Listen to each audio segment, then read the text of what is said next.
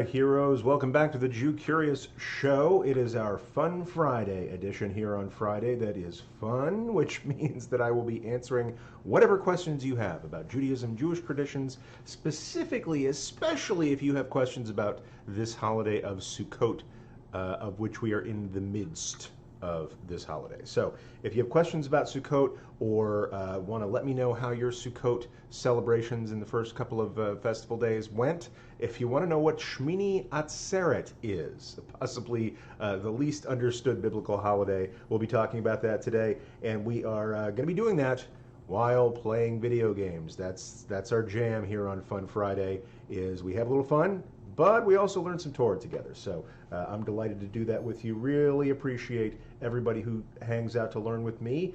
If you are shy, if you just want to lurk, that's cool. If you would like to ask a question or just say hi, just let us know where you're coming from. That's always cool to see where people are dialing in from. So we're going to get started in just a minute with our Fun Friday edition, talking especially, but not exclusively, about Sukkot of the secular year 2019, or the Hebrew year 5780, right after this brief musical interlude.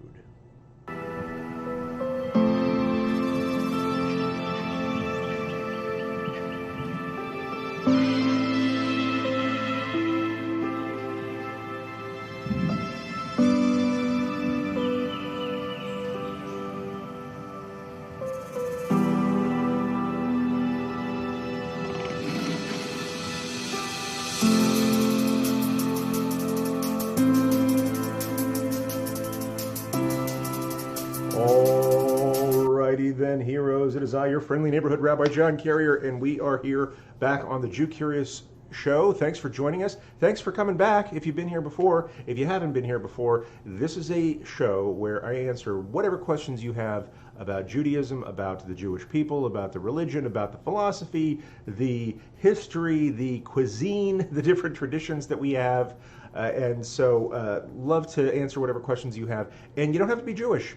You can be not Jewish. Or you could be Jewish, or you could be, like, let's say, not Jewish yet. Maybe you're working on it. Maybe you're on the process of conversion. Maybe you are a devoted Christian or a person who follows another religion, but you're curious about the Hebrew roots of your own tradition. If any of these apply to you, you are in the right place, and I am here to answer whatever questions you have, or just to, say hi and hang out. So if you're in the chat right now, I see some friends, KG Wilcox, coming in from the East Coast in the Philadelphia area, I believe.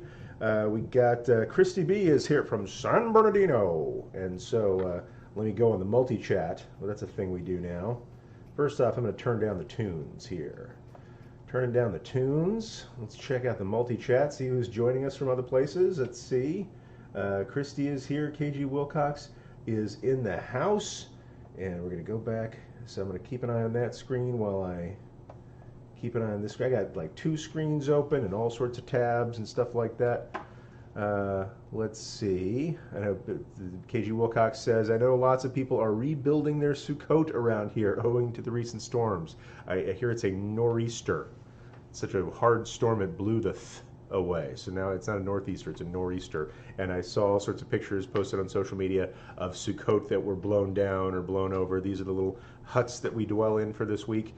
So that's been something that's been happening, thank God. That it's been pretty chill here on the West Coast, the Best Coast, sorry, East Coast. It's been, when I say chill, that's figuratively speaking. It can get kind of warm here, and it's typically warm around Sukkot. It hasn't been beastly hot. Sometimes it is beastly hot here on Sukkot in Southern California. This one's been relatively mild, 222. Hope it doesn't get worse later on. Tonight, Friday evening, at my synagogue, we're going to be having kind of a BYO Sukkot dinner in the sukkah right before Friday night services. So looking forward to that. And but our Sukkot have largely remained intact, if warm. But I know that on the East Coast, my heart goes out to you. Had all these Sukkot blown over and things like that. So let's see who else is here. Fred Rare is in the house. Hey, hey, hey! Good to see you, Fred. And all right, we got some people tuning in. So with that, I just want to say Moedim L'Simcha, And that is a special greeting that we use 2 times a year. One is during Chol HaMoed Sukkot, and let me unpack 2 Hebrew phrases that I threw at you. Chol HaMoed means the mundane of the holy, or the mundane of the holy, the mundane days or worldly days or non-holidays in the midst of a holy time. So the custom for Sukkot is that, the first 2 days of Sukkot, or the first one day, depending on whether your community does 1 day holidays or 2 day holidays, the first day, parentheses days, are festival days, meaning there's restrictions on work similar to Shabbat and other holidays, except for cooking. You can cook. That's one of the exceptions, because it's a festival, it's a feast, you should be eating. So the first couple of days are considered like sacred time, and then there's the subsequent days that are like regular weekday work days, and then you'll have a couple of holy days on the end. In the case of Sukkot, it is the day of Shmini Atzeret, or if you're doing 2 days, it's Shmini Atzeret and Simchat Torah. Similarly, Passover, the first day of Passover and the last day of Passover, or the first 2 days and the last 2 days, are holy days, meaning no work, chill out, celebrate with your friends and family. But in the meantime, they're just like regular weekdays, but they're not exactly like regular weekdays, because they're sort of suspended between this frame of holy time. And so that's a special time called Chol HaMoed. Chol means mundane, worldly, not a holiday, in the midst of a moed. A moed means like an appointed season. And so during Chol HaMoed, the typical traditional Jewish greeting is Moadim L'Simcha, like moed, right? Same word, Moadim, meaning may your festivals or may your appointed times be celebratory. So Moadim L'Simcha, happy, not a holiday in the middle of a bunch of holidays. So that's a little Hebrew lesson for you for today. I see Susan Bird calling in, and Tater Tot 939 is in the house as well. Good to see you all here today. And again, if you want to just lurk, that's cool. You do you. I don't like to push people to out of their comfort zone too much. So feel free to watch and learn, or feel free to say hi. Let us know where you're coming in from, and ask a question. This is one of my weekly, sometimes bi-week, sometimes twice a week, Ask Me Anything sessions. I'm especially curious what questions you have about Sukkot, because that's the time of the year that we're in. I want to make sure I answer all the questions you have.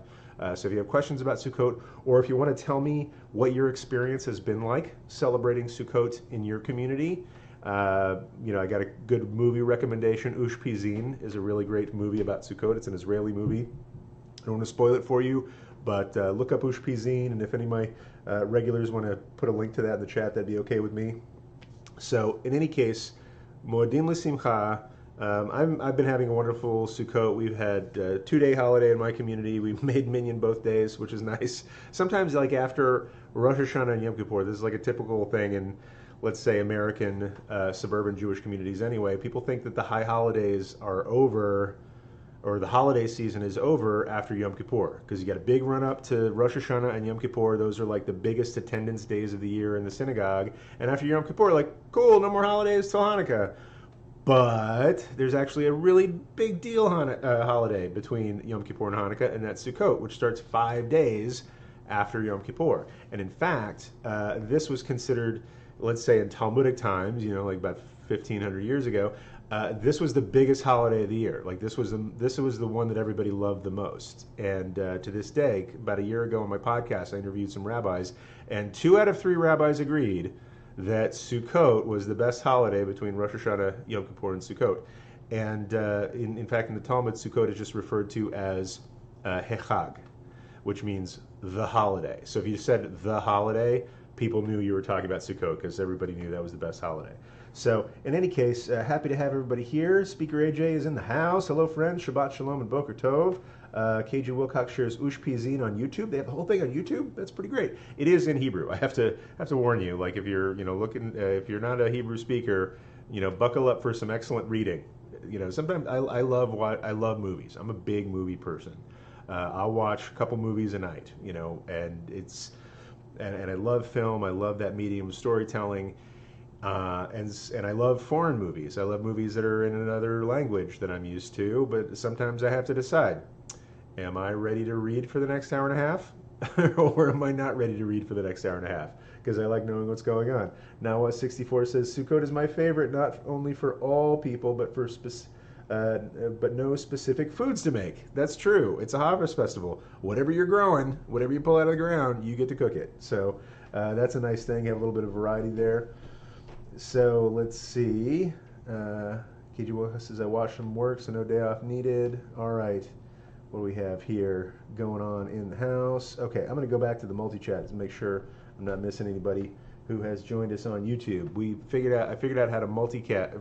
First off, I figured out how to multicast on Twitch, Facebook, and YouTube with this utility called Mob Crush. If you're using Streamlabs OBS, highly recommend the Mob Crush add-on so that I could go on Facebook and Twitch and YouTube all at the same time.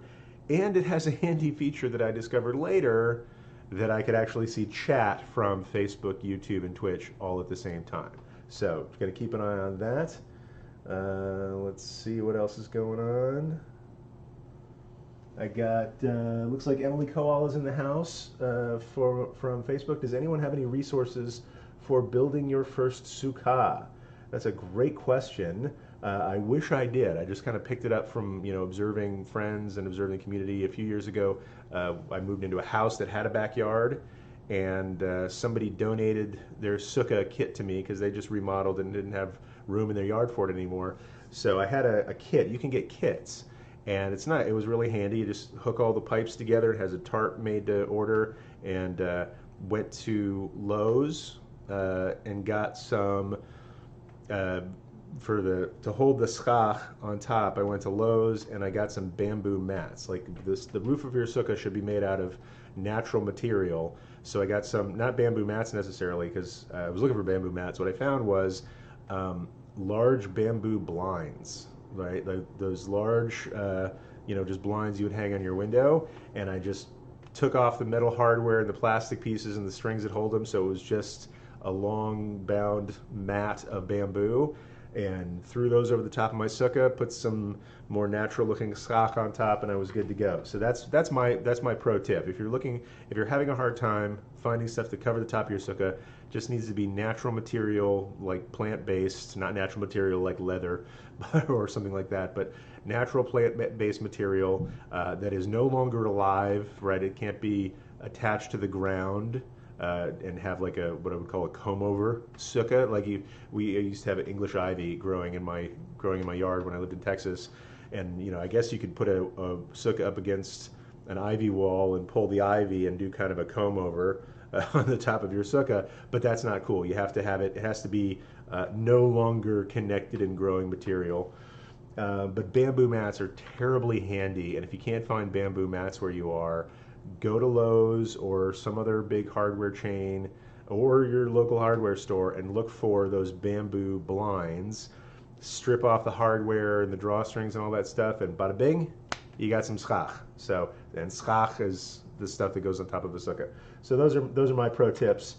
I would say if you're really curious, look on YouTube. YouTube's got to have some great videos on how to build a sukkah. I have some videos on there talking about what makes a kosher sukkah and what a sukkah is in the first place, but not any kind of like handyman how-to videos. I'm sure there's some great stuff on YouTube for that.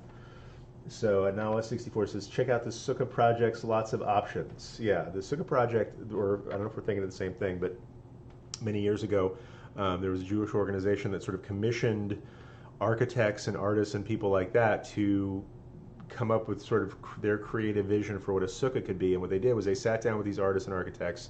They went through, the Torah and the Mishnah and the Talmud on, okay, what are the constituent parts of a sukkah? Like what makes a sukkah?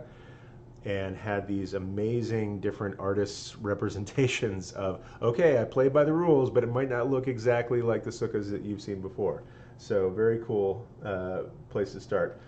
Boker Tov, where is a good place to start with the Talmud for beginners? So great question. I would start, and this may sound kind of snarky.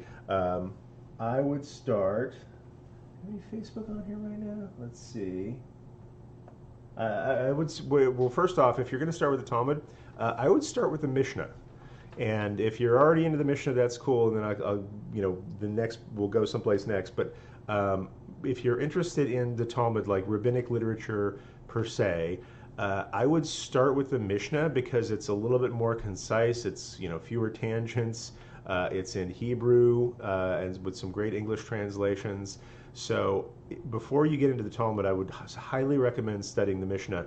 They're sort of laid out the same way. So the Talmud is the Mishnah plus commentary on the Mishnah, and a good place to. It's kind of like, if you want to study the Torah, if you're studying the Torah for the first time, Rashi can be very handy, but I would read through the Torah first and then go back and read it with the Rashi commentary, right? So get a good grounding of what's in there on the surface, and then unpack it with the commentary. And I would say the same thing about the Talmud. If first, before you get into the commentary on the Mishnah, I would go through the Mishnah first, or maybe you do this like a volume at a time. Like study the Mishnah of Masechet Brachot, which is the first tractate, as they say.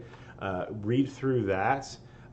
There's some, it's probably the easiest form of Hebrew to learn and study is Mishnaic Hebrew compared to, say, modern or biblical.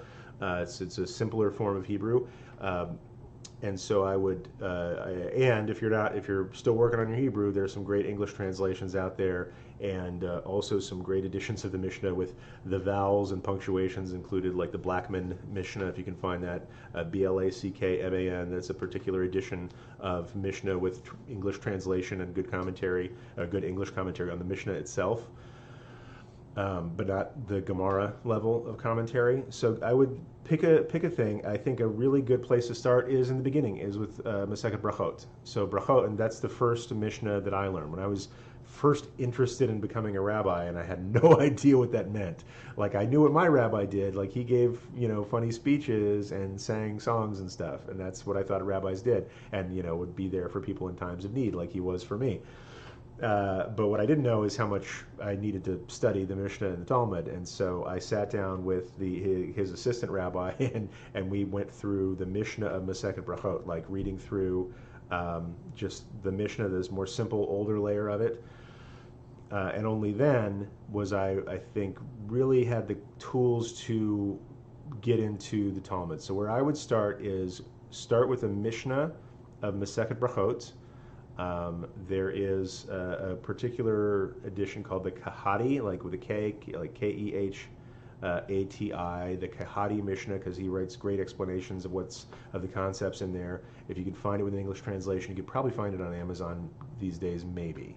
I know back when I first started studying Hebrew texts, you couldn't find as many on Amazon.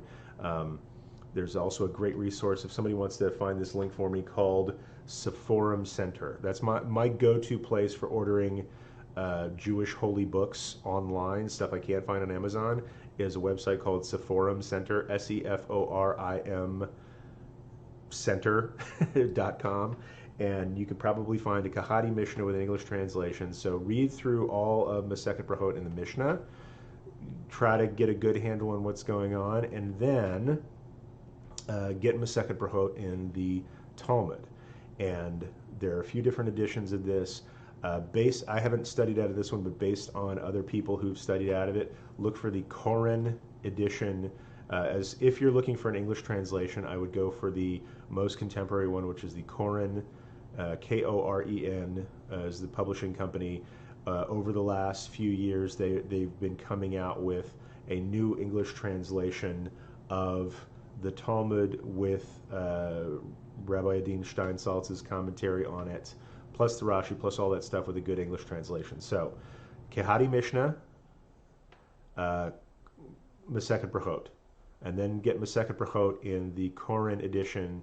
And why I recommend Brachot is that as the first volume, it deals a lot with prayer. It deals a lot with like daily Jewish activity. It starts with what's the right time to say the evening Shema, and then what's the right time to say the morning Shema. And in the process, especially if you're learning about not just Talmud but Jewish prayer activity, it teaches you a lot about Jewish prayer. along the way, and not just the choreography and the when and the how, but some philosophy and some insight and some disagreement that rabbis had about sort of the prayer, about prayer, their philosophy of prayer. So brachot is a great place to start because, like, as soon as you start studying it, if you're also pursuing, active Jewish prayer, you can apply it right away and you can find out, okay, oh, now I know what they're talking about. Now I know why we do the things that we do. Why do we read Ashrei 3 times a day, like twice in the morning service and once in the afternoon service? Why do we wait until after dark to say the evening Shema? Why do we try to say the morning Shema before it gets too late in the morning? All that stuff it sort of explains why we do the things that we do on a daily basis. And so not only do you get to read about it, but then you get to go out and practice it, which I think sort of reinforces the learning. So that's my advice. KJ Wilcox says Kahati has an app. And Kahati was an interesting character. I mean, I don't know his whole story, but he wasn't just a full-time scholar. He was an Israeli. I think he was an Israeli guy from, I don't know, a few dozen years ago, and he had some sort of like clerk job, like he was a bank teller, or he worked the ticket counter at the bus station or something. So he had like a desk job, and in between customers, he would sit there and study. And then over the course of time, he wrote his sort of annotated version of the Mishnah. And so regular Joe with a day job gave us this incredible work, which means like the Judaism isn't the reserve of scholars and monks and people dedicated to full-time study. Just about every rabbi that you read about in the Talmud had a day job, right? The rabbi stuff was something they did on the side. I mean, they were really dedicated to it, but that's something they did when they weren't, milking cows or running a farm or being a blacksmith or something like that. Lately, I've been reading, I highly recommend this book to people. I've been reading the book As a Driven Leaf. And this sort of tells the story of this particular figure from the Talmud, Elisha ben Abuya, also known as Acher, or the other one, because he was sort of famously an apostate, but it sort of talks about his life and career. He came from a family of wealthy landowners, but he studied under Rabbi Yehoshua, who was a blacksmith, and studied with other rabbis who had different, Rabbi Akiva was like a shepherd and a woodcutter. And so you see all these guys in the realia of their lives. I'm about halfway through it. I'm going to post like a book review once I'm done with it, but I'm not done with it. I'm about halfway through. I'm like mid-apostasy right now. So with that, I'm just going to check the chat to see if there are any other... Oh, hey, wait. Let's see. Nawa64 says, "Hey, I just found Pasadena Jewish Temple and Center. That's the place where I work. Posted their Rosh Hashanah service on YouTube. Look at that. Okay, well, that's about. I don't know if they posted the whole thing. It's like a 3-4 hour service, depending on which day it is. So that's really good to know. It was, people had asked me. We did some live streaming that got sort of passively recorded as well. And it was more only for the congregation, and I was sort of disappointed that I couldn't share it with this community. But now apparently it's on YouTube, so if you want to see what our service was like and kind of scroll through, wait till if you want to hear the sermon, well, you shouldn't scroll through. You should listen to the beautiful music that they make there. But if you want to go to the sermon, look for like the big guy wearing a white robe, right, somewhere in the middle. And then you'll find the sermons that I gave. I was pretty proud of those sermons this year. They were well received. So that's really good to know now. Thanks for posting that. Let's see. Tater Tot says, "Hi, Emily on Facebook. I know you. Don't know if you can see this chat. Okay, Miriam is here. Army Brat 73 on the YouTuberino. Well, with that, he said now 64. Yep, 4 hours. That's about how long our Rosh Hashanah service was. With that, we're going to go have a little bit of fun. Some great recommendations for Emily for Sukkot resources. Carla J is here from YouTube. Hello, everyone. Good to see you. Let's see. All right, with that, let's go see what Mr. Mario is up to. This is Fun Friday, after all, and we are going to play some games. Okay, got my keep on, ready to go. Got my ear goggles. I always like to quote this Beastie Boy song. Got my ear goggles and I'm ready to go. On the boards is my man they call Mario. Let me see if you can hear Mario. Can you hear the Mario music? All right, let me know if you hear. Type in Mario music if you can hear the Mario music. Let's do this. Okay, watching the multi-chat. As a Driven Leaf is a great book. Other people like that book as well.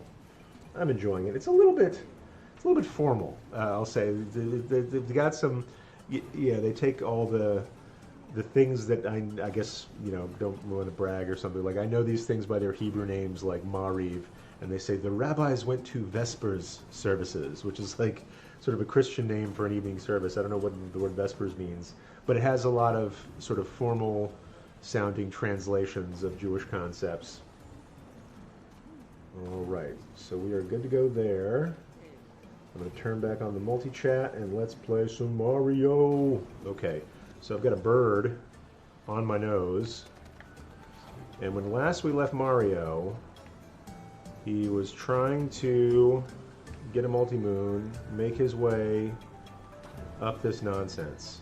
And if I get in that muck, I'm going to dissolve. So I'm going to get in one of these guys and jump. And jump. And jump. Whee! Let's see, do I want that multi-moon? These guys are a pain in the tuchus.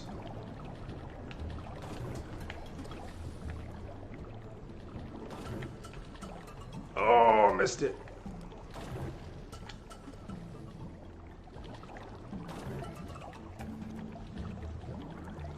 Alright, this is why this takes me forever on this level.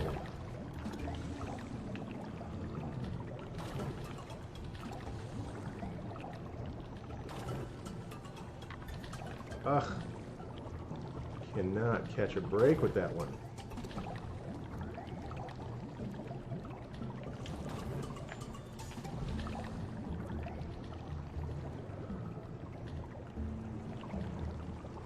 Okay, I'm gonna wait. Put my friend over here. Oh, I fell off.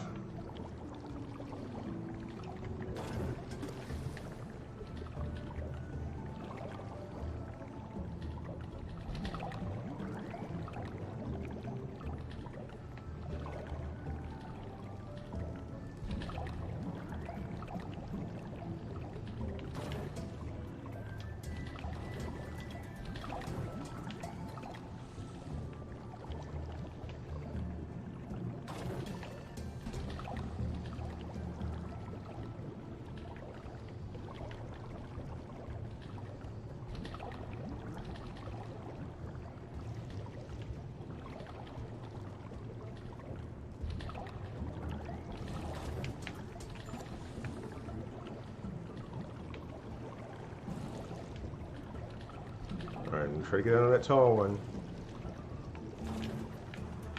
Whoop! I did it. Now don't mess this up, Mario. Oh, messed it up, Mario. Alright, forget that multi-moon. There are other multi-moons.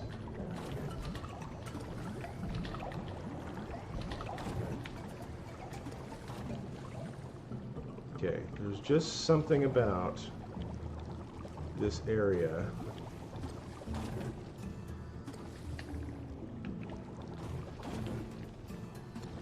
All right, Mazel Tov. It's Susan Bird. Everybody see my okay. It's Susan Bird says my rabbi has told me I'm ready to meet the Beit Din, and is looking for an auspicious date to schedule it. Yay! I generally understand how the Bate Din and the mikveh will go, but the final thing we'll do is give me my Hebrew name at the following Shabbat service. I'm not sure how that's done or how the ceremony goes. Can you tell me what to expect? Well, different synagogues may do it differently, but so what's often done is immediately after, I mean, you'll get your, they'll talk about your Hebrew name at your conversion. So, you know, God willing, you pick the Hebrew name that you're happy with. If you want tips on that, let me know. But what happens is, you know, you'll get your Hebrew name at the time of your conversion because they got to write it on the documents and things like that. But the following Shabbat, often when somebody converts and they're part of a synagogue community, the synagogue will honor them with an aliyah, meaning they'll call you up to the Torah to say the blessings before and after a Torah reading. So hopefully your rabbi is giving you those blessings to practice and is working with you on that. And again, yours might be different. Your mileage may vary, but here's how I've seen it done other places, and here's how I did it. So you'll be called up for an aliyah, and then after, maybe either before or after, usually after your aliyah or after you say the final blessing after the Torah reading, the rabbi will make a big deal out of it, will make an announcement, maybe give you a blessing, and announce that, your name in Israel shall be known as blah, right, whatever your name is. And so it's usually, like I say, it's usually done in the context of during the Torah service, you get called up because now you're a Jew, and so now you're eligible to say the blessing before and after the Torah reading. So you'll be called up for that. You'll say the blessing, they read the Torah, you say the blessing, and then the rabbi says, Mazel Tov to Ploni Bat Almoni. That's just a sort of Joe Schmo, as they or John Doe or Jane Doe in Talmudic language. So that's where they'll announce your name, and maybe they'll throw candy. I don't know. It's a nice thing to throw candy. So that's probably how it will go. But check with your rabbi in your community to make sure. And I'm really excited for you. Mazel Tov, Shana Tova. It's a wonderful thing. So let's see. There's something about. There's some kind of puzzle that has to be solved here. Okay, apparently that's not how you solve the puzzle.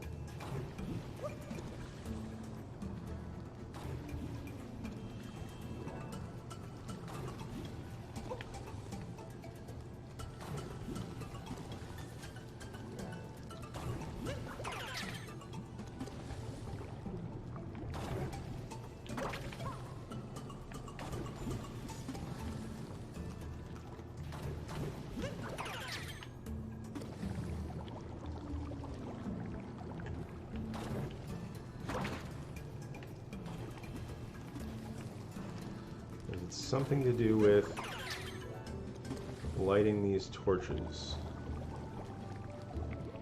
There's 3 torches that are lit, 1 torch that isn't.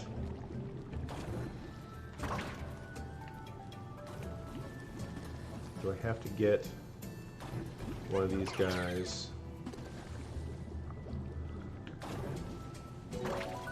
Ta-da! Yep, oh that's it, that's it. I lit the final torch. Whee! What? I figured it out, now I'm dead. Speaker AJ says, choosing my Hebrew name was super meaningful for me, and I love when people call me to the synagogue. So let's see, I got a text message waiting to hear from my mechanic, but that's not him. Let's see. Hebrewski says, is Sefaria a good alternative if you can't afford all those books of Talmud? Please answer me. Please someone answer me. Sorry to miss you. Yes, absolutely. It's a great, so when I was going through, I wish I had Sefaria when I was going through rabbinical school. I did not. I mean, I'm grateful for learning out of dusty old books. It's its own experience. But in the last few years, Sefaria has grown into an amazing resource. I don't know whether, if you're still learning the Hebrew, I don't know if all of the Talmud and Mishnah are translated yet, but everything that's in the Mishnah and the Talmud you can find with extensive commentary on Sefaria. And so I use it all the time, if I'm away from my library. I like to learn out of books when I can, but sometimes it's just more convenient to go online.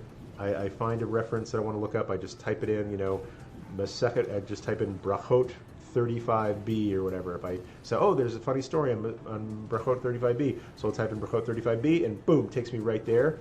And that's what I use to prepare my text sheets for all my Jewcurious school classes and other classes that I teach. So it is an amazing resource. I don't know that if it'll have, Kahadi's commentary or Steinsaltz. It might actually have Steinsaltz's commentary, but pretty much any commentary that's in, the main physical books you'll find in Sefaria as well, and its translation library is building over time. So it might not be the same as finding a book that's fully translated that you can hold in your hands and walk around with, but it has, I'll say, I'm willing to bet it's got everything in there that you need. So I think that's a great alternative. However, there's something to be said for, starting your, when you can, over time, building your Jewish library. And, you don't have to get a whole set of Talmud at a time. You can get one, you could just buy, Kahati on Brachot. Or you can just buy the Talmud Masechet Brachot instead of, paying $2,000 or whatever for a whole set. Okay, now I know what to do. I'm gonna go do it.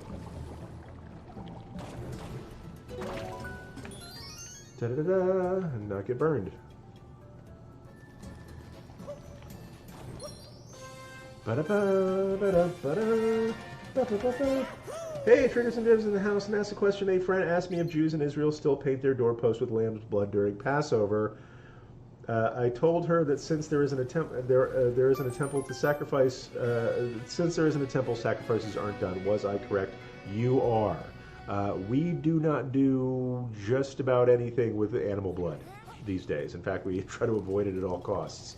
So, yeah, a lot of people there. I get this question a surprising amount of times, and my rabbi prepared me for that. He said he gets my rabbi back in Minneapolis, Rabbi Alexander Davis, was telling us about how one day a reporter called him and said, "Is it true that Jews sacrifice animals on Shabbat?"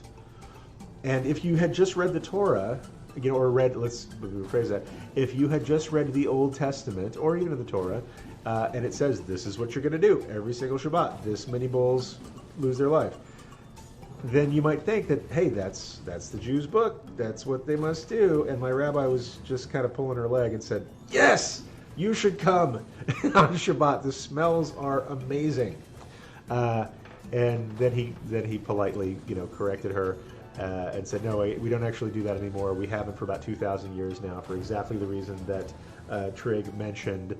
Since the destruction of the Second Temple, our instruction was that we make these sacrifices in a place that God will choose. And the place that God chose was the temple. And when we lost the temple, we don't do those sacrifices anymore. In the case of the Paschal Lamb, this was a decree for the Exodus back in the time of the Exodus. And perhaps when people had, for a few hundred years after that, because, it's not the temple, it's your doorpost. It says the doorposts of your homes. But I don't know exactly when the Paschal Lamb sacrifice went out of style. Maybe in the Mishnaic period, there's talk of, or in the early Talmudic period, there was talk of, rabbis, or Hillel eating a sandwich made out of partially the Paschal offering. But I'll say it's been at least a couple of thousand years since we did this with any regularity. So. Yes, we don't really do that anymore, and Trig, you answered it exactly right. So I love it when people in this community become teachers and teach other people things. Hebrewski says the Samaritan community still does the Paschal sacrifice. They're an amazing people in community. True on all counts. So I don't have any personal experience with the Samaritan community.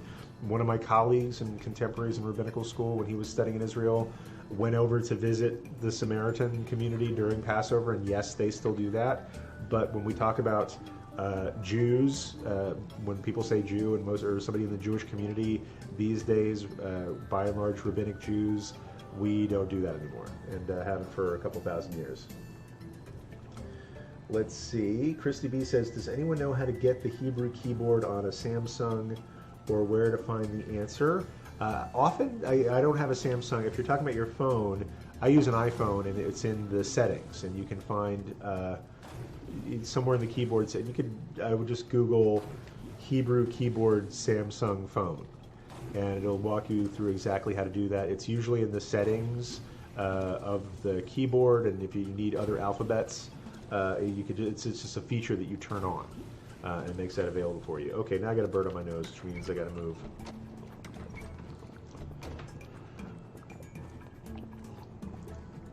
But this makes me wonder now, if I light up these other torches, will something fun happen? Whoosh! Hey, look at that. Okay. Whoa, fire plant.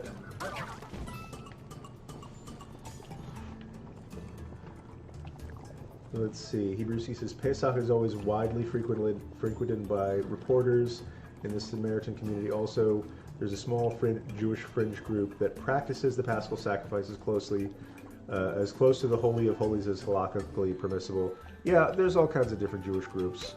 There are folks who are still sort of sharpening their knives and practicing sacrifices for the imminent arrival of the Third Jewish Commonwealth. I don't worry too much about that. Well, that fireball is just going to go at the same rate that I am.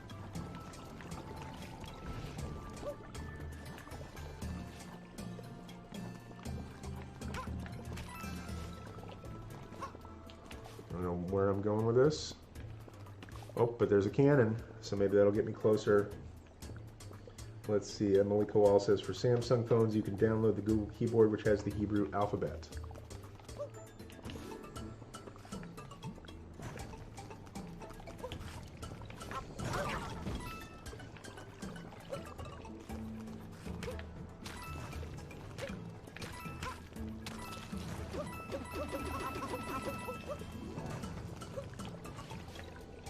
Nope, I'm going backwards. What I really want to get is that cannon over there. There's a chest of something. That's where I was.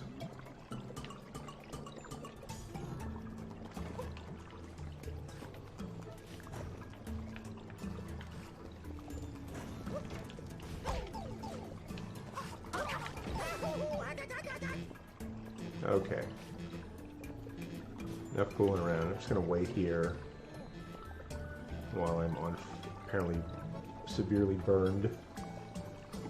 Alright, good to see everybody. Let's see, Hebruski says, also, Rabbi, if you want to nerd out even more, there's a side-by-side translation of the Jewish Torah and the Samaritan Torah, which highlights all of the differences. Well, you know me and my propensity to nerd out. I am down with that. But I missed my jump. Alright, so we're just going to wait here for a second. Mario, you seem tired. Slightly burned. Alright, hopefully there's a heart around here somewhere.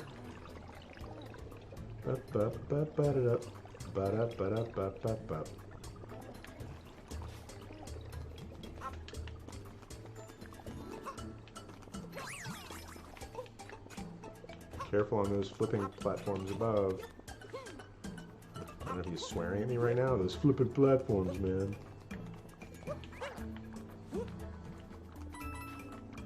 Whoop, uh-oh.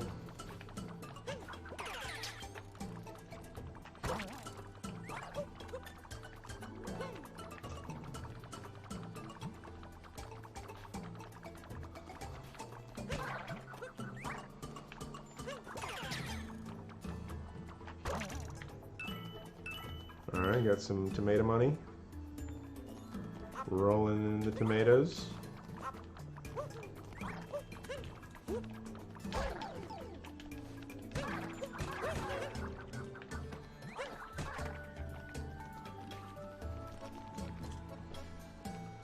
Oh, that's the flipping platform.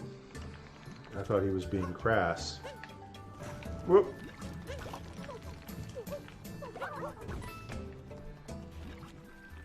Don't want to get hit by a rolling pepper. Just gonna wait here. That was close. All right. Hebruski has a great link to the Amazon link for the Samaritan Torah. Yes. Worth it.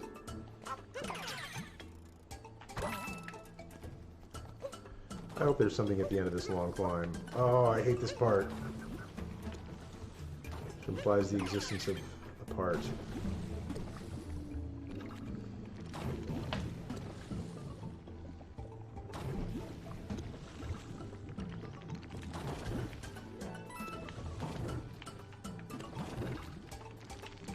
Yep, okay. That's why nobody likes you, Mario.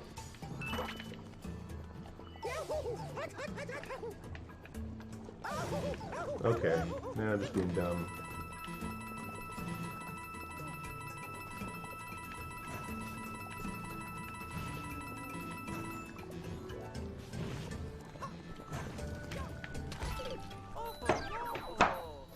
Let's see. KG Wilcox says, I'd like to learn to lane Torah. Is there a book for that? That's a good question. I didn't learn from a book. I learned from a person. And I mean, there's probably some books out there. What I would recommend, if possible, I mean, if you're, Trigger says, nice haircut, Rabbi. Thank you. I think actually, I don't know if you're being serious, I need a haircut. That's one of my to-dos for today, as my hair is getting kind of shaggy around the edges. For the holiday, I got a haircut a couple weeks before Rosh Hashanah because, you know, I like to get a haircut about a week or two before special occasions so it can grow out a little bit, look a little bit more natural. But now it's getting kind of shaggy. I guess it's been about a month since the last haircut, and I need to go get one today. I like to keep it pretty short and low maintenance. Dang it. Probably should have taken care of that guy.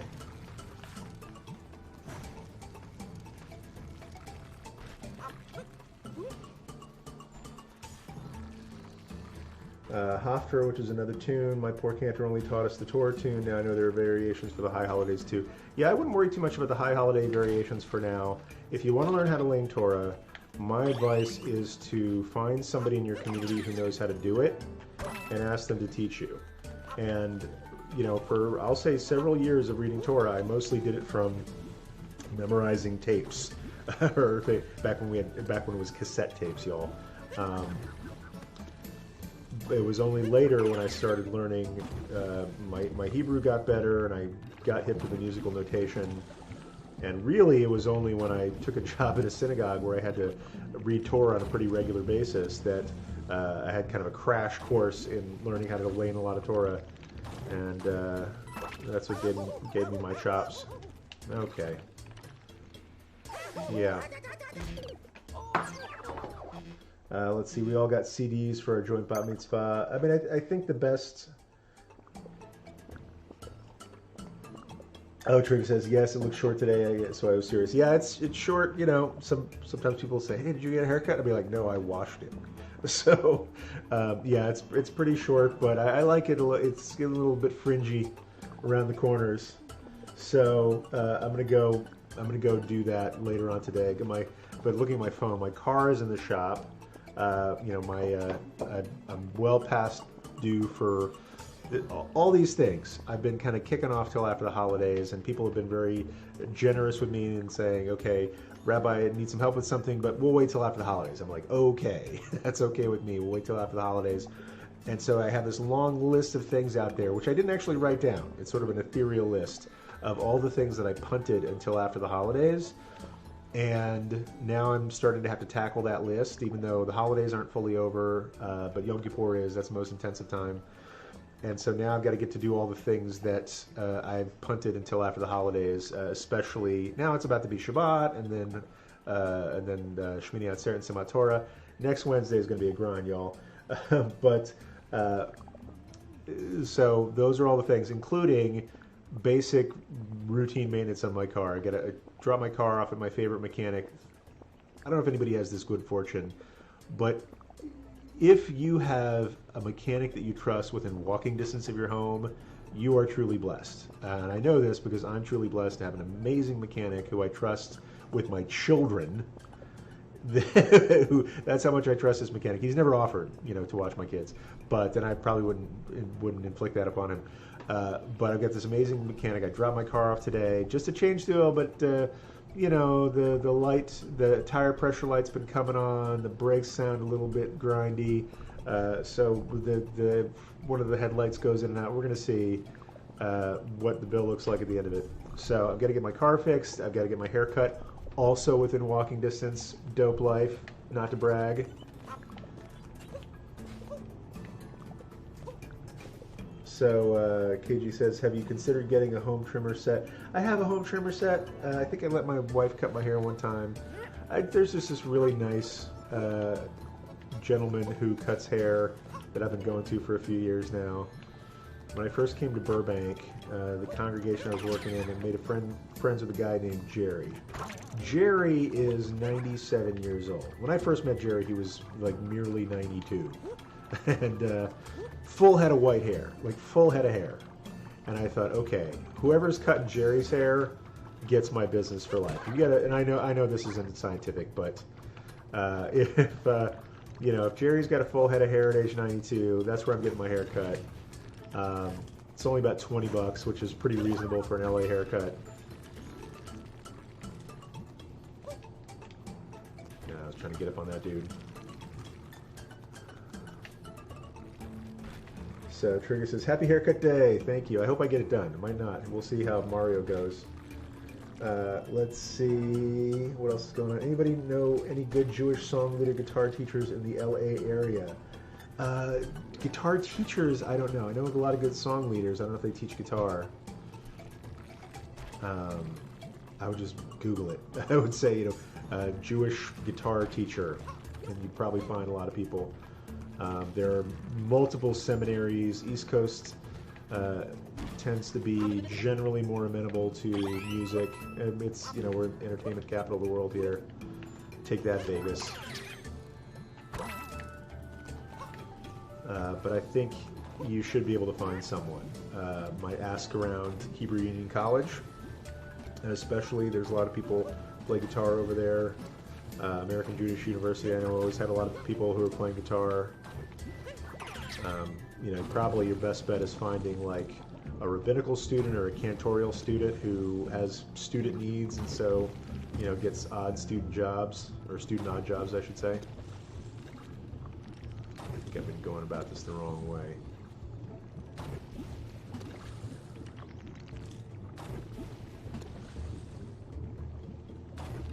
Alright, so what I'm going to do is I'm going to jump over here, jump over there. Whoop, I made it. Don't screw this up. Do not screw this up, John. Whew. Hey, Kay, Dixie's in the house. Good to see you. Not too far from the top. Hope there's like a flag or something I could turn, so I don't have to do this all over again. Oh, there's a flag. There's a flag. This feels like a trap. Whew. Top of the peak climb. Getting really close. Just gotta hop in that little cannony cannon there.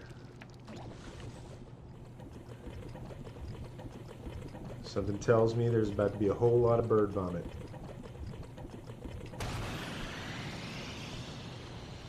And we're in the soup. Let's see. Kay Dixie says, we know a guitar-toting rabbi.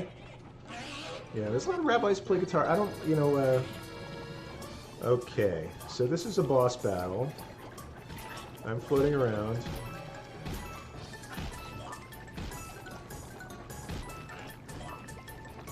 Come on, bird. What do you got?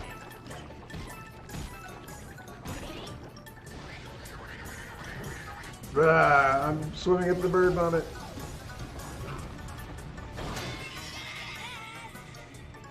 Okay, I've lost a heart. I'm gonna go get that guy over there.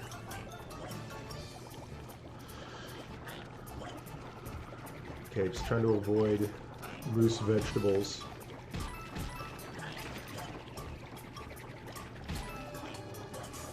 Oh, this bird regurgitates. Come on, bird.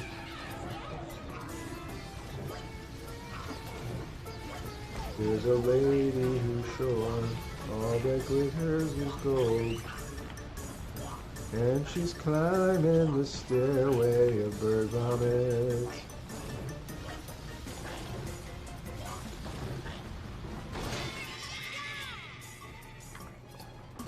Alright.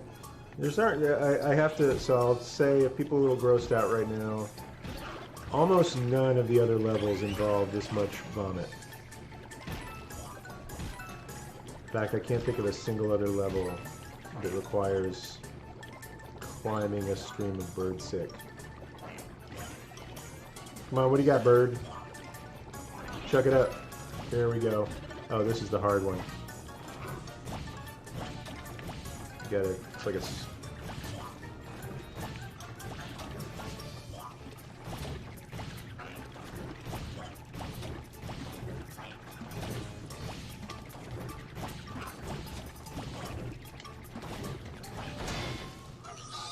Whew. Kay Dixie says, I'd like to donate my guitar to a student. Very cool. And Dixie says, oh, what kind of guitar do you have? That's really generous. I've been thinking about playing guitar. A couple of years ago, I was hanging out, and not to brag, but I was learning with Joey Weissenberg, and I was sharing with him some of the music that I really appreciate. And just like, not necessarily Jewish stuff, but like Greg Brown and Hank Williams Sr. And he's like, you could play this stuff. You should play guitar. And he was very gently persuasive. He's like, no, you should do this. If he thinks you should learn something, he'll just tell you, no, you should do this. He came to visit my synagogue, and the first thing he did is he looks at the pews, and he looks down under the pews to see how they're bolted into the ground. He's like, you could take these pews out easily and replace them with flexible chairs. And I was like, no, I don't think my board would go for that. He's like, no, you should do this. And so, since then, I've been interested in learning guitar, but haven't really put the time in. So, but that's really incredibly generous of you, Kay Dixie. Speaker AJ, looks like his goose is cooked. Okay, so now that I've stopped the bird, now what am I supposed to do? Is there somebody to talk to? What's this guy say? Alright, I got more moons than cents, so... Let's see. Hebrews says, I have this side dream to make Hadar Ensemble West. That would be amazing. Joey's been out to the East Coast a couple times. There's also a great program called Song Leader Boot Camp. If you can Google that, Song Leader Boot Camp. It's an annual gathering of Jewish song leaders, and you learn. But there's also, like, you know, they have other teachers as well, like Rabbi Artson goes, and Rabbi Browse, and other rabbis in the area go. But it's a wonderful thing. I've always wanted to go, but haven't made the time yet. I am thinking seriously about going back to the Rising Song Intensive. It used to be called the Singing Communities Intensive that Joey Weissenberg runs in New York. I've been a couple of times. It's my happy place, and strongly considering going this year. But this year I think they might have limited the space more, so I've got to get on the stick. Okay. All right. So there's a power moon not too far from me. Theoretically. Okay, what is this guy saying? Nope, I don't have an amiibo.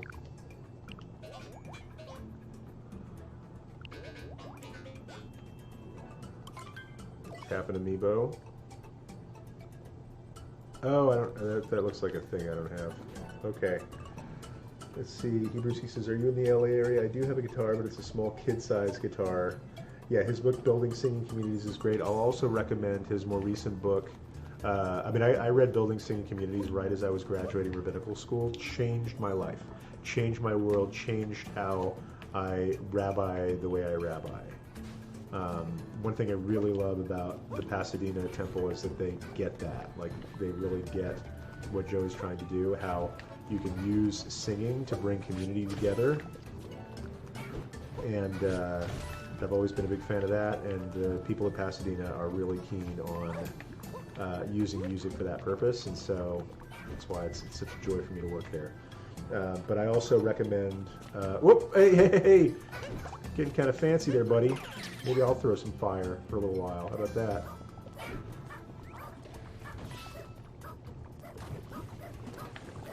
Whew, jumping on the corn! Jumping on the corn!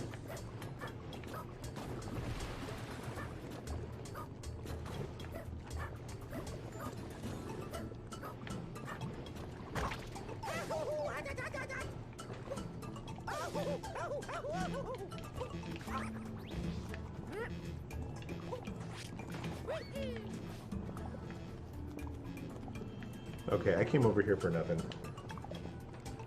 All right, very cool. Looks like we're making a guitar connection right now in the Jewcurious show community. I am stuck here with no lives.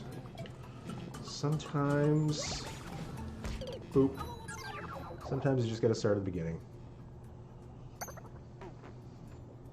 Wow, all right, it is on the 10 o'clock hour. I should pause for a little station identification. Welcome to the Jewcurious show. This is a show where people who are curious about Judaism can ask whatever questions are on their mind, whether you're Jewish, not Jewish yet, just curious about Judaism. Ask whatever question you want in the chat. If I've missed a question, that happens. Feel free to type it in again. Put some question marks around it so I know that it's a question. But happy to answer whatever questions you have, especially about Sukkot, because that's the time that we're in right now, but not exclusively so. Oh, look, there's a fork. And because it's Friday, we do what we call Fun Fridays, which is answering Jewish questions while... Okay, that's... How do I get to the second fork? Answering Jewish questions while playing video games.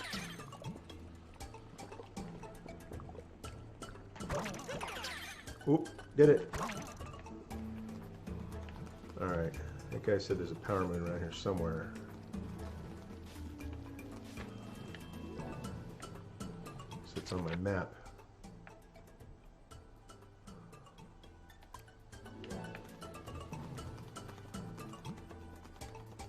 I wonder if it has to do with this.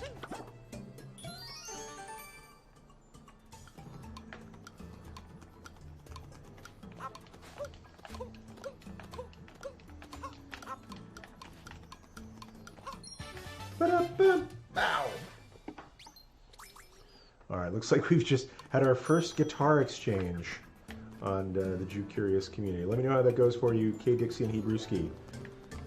We are a full-service, question-answering, video game-playing, guitar heroing community. Oh. I've always wondered, how do I get that guy? And now I know. Boo! Oh! Did not get that guy. And now I'm stuck here.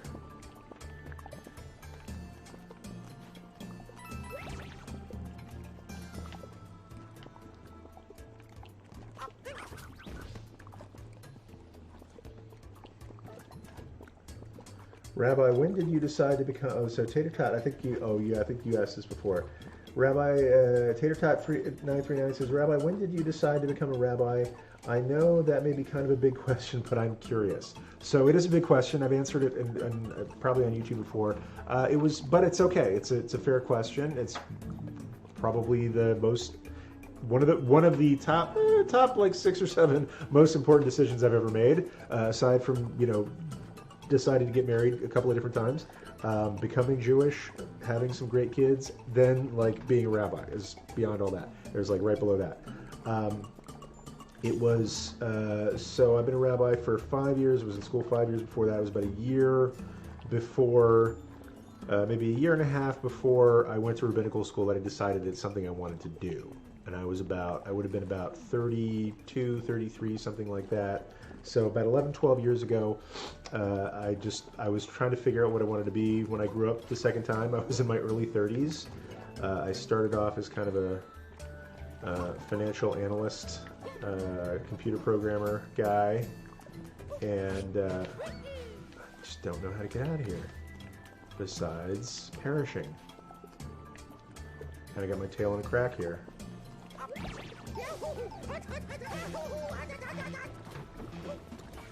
Oh, and hold on. Let me get out of mortal peril here, and I'll continue to answer that question. So about 12 years ago, I had a pretty decent career as a consultant in financial analysis and computer programming. Which I say that it's kind of a mouthful. I have an economics and finance background, and I learned some coding and some web app development and some advanced statistical modeling techniques. And I would use that in various companies as a consultant for, work for banks and law firms and things like that, helping them build financial models and databases and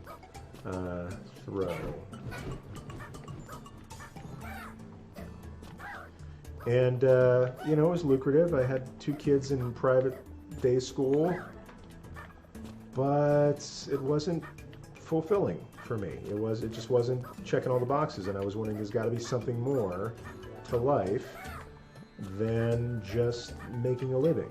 And I'm not knocking it for people who make that choice. Like, if feeding your kids is a good thing. Taking care of your family and doing work that you enjoy is a good thing. But I didn't enjoy it as much as I thought I would. And I thought, okay, what's next? Like, what would make for a meaningful life? And I decided that based on reading and soul searching, that a life of, service would be good. And I thought about a few different things. I thought about cooking school because I like to cook.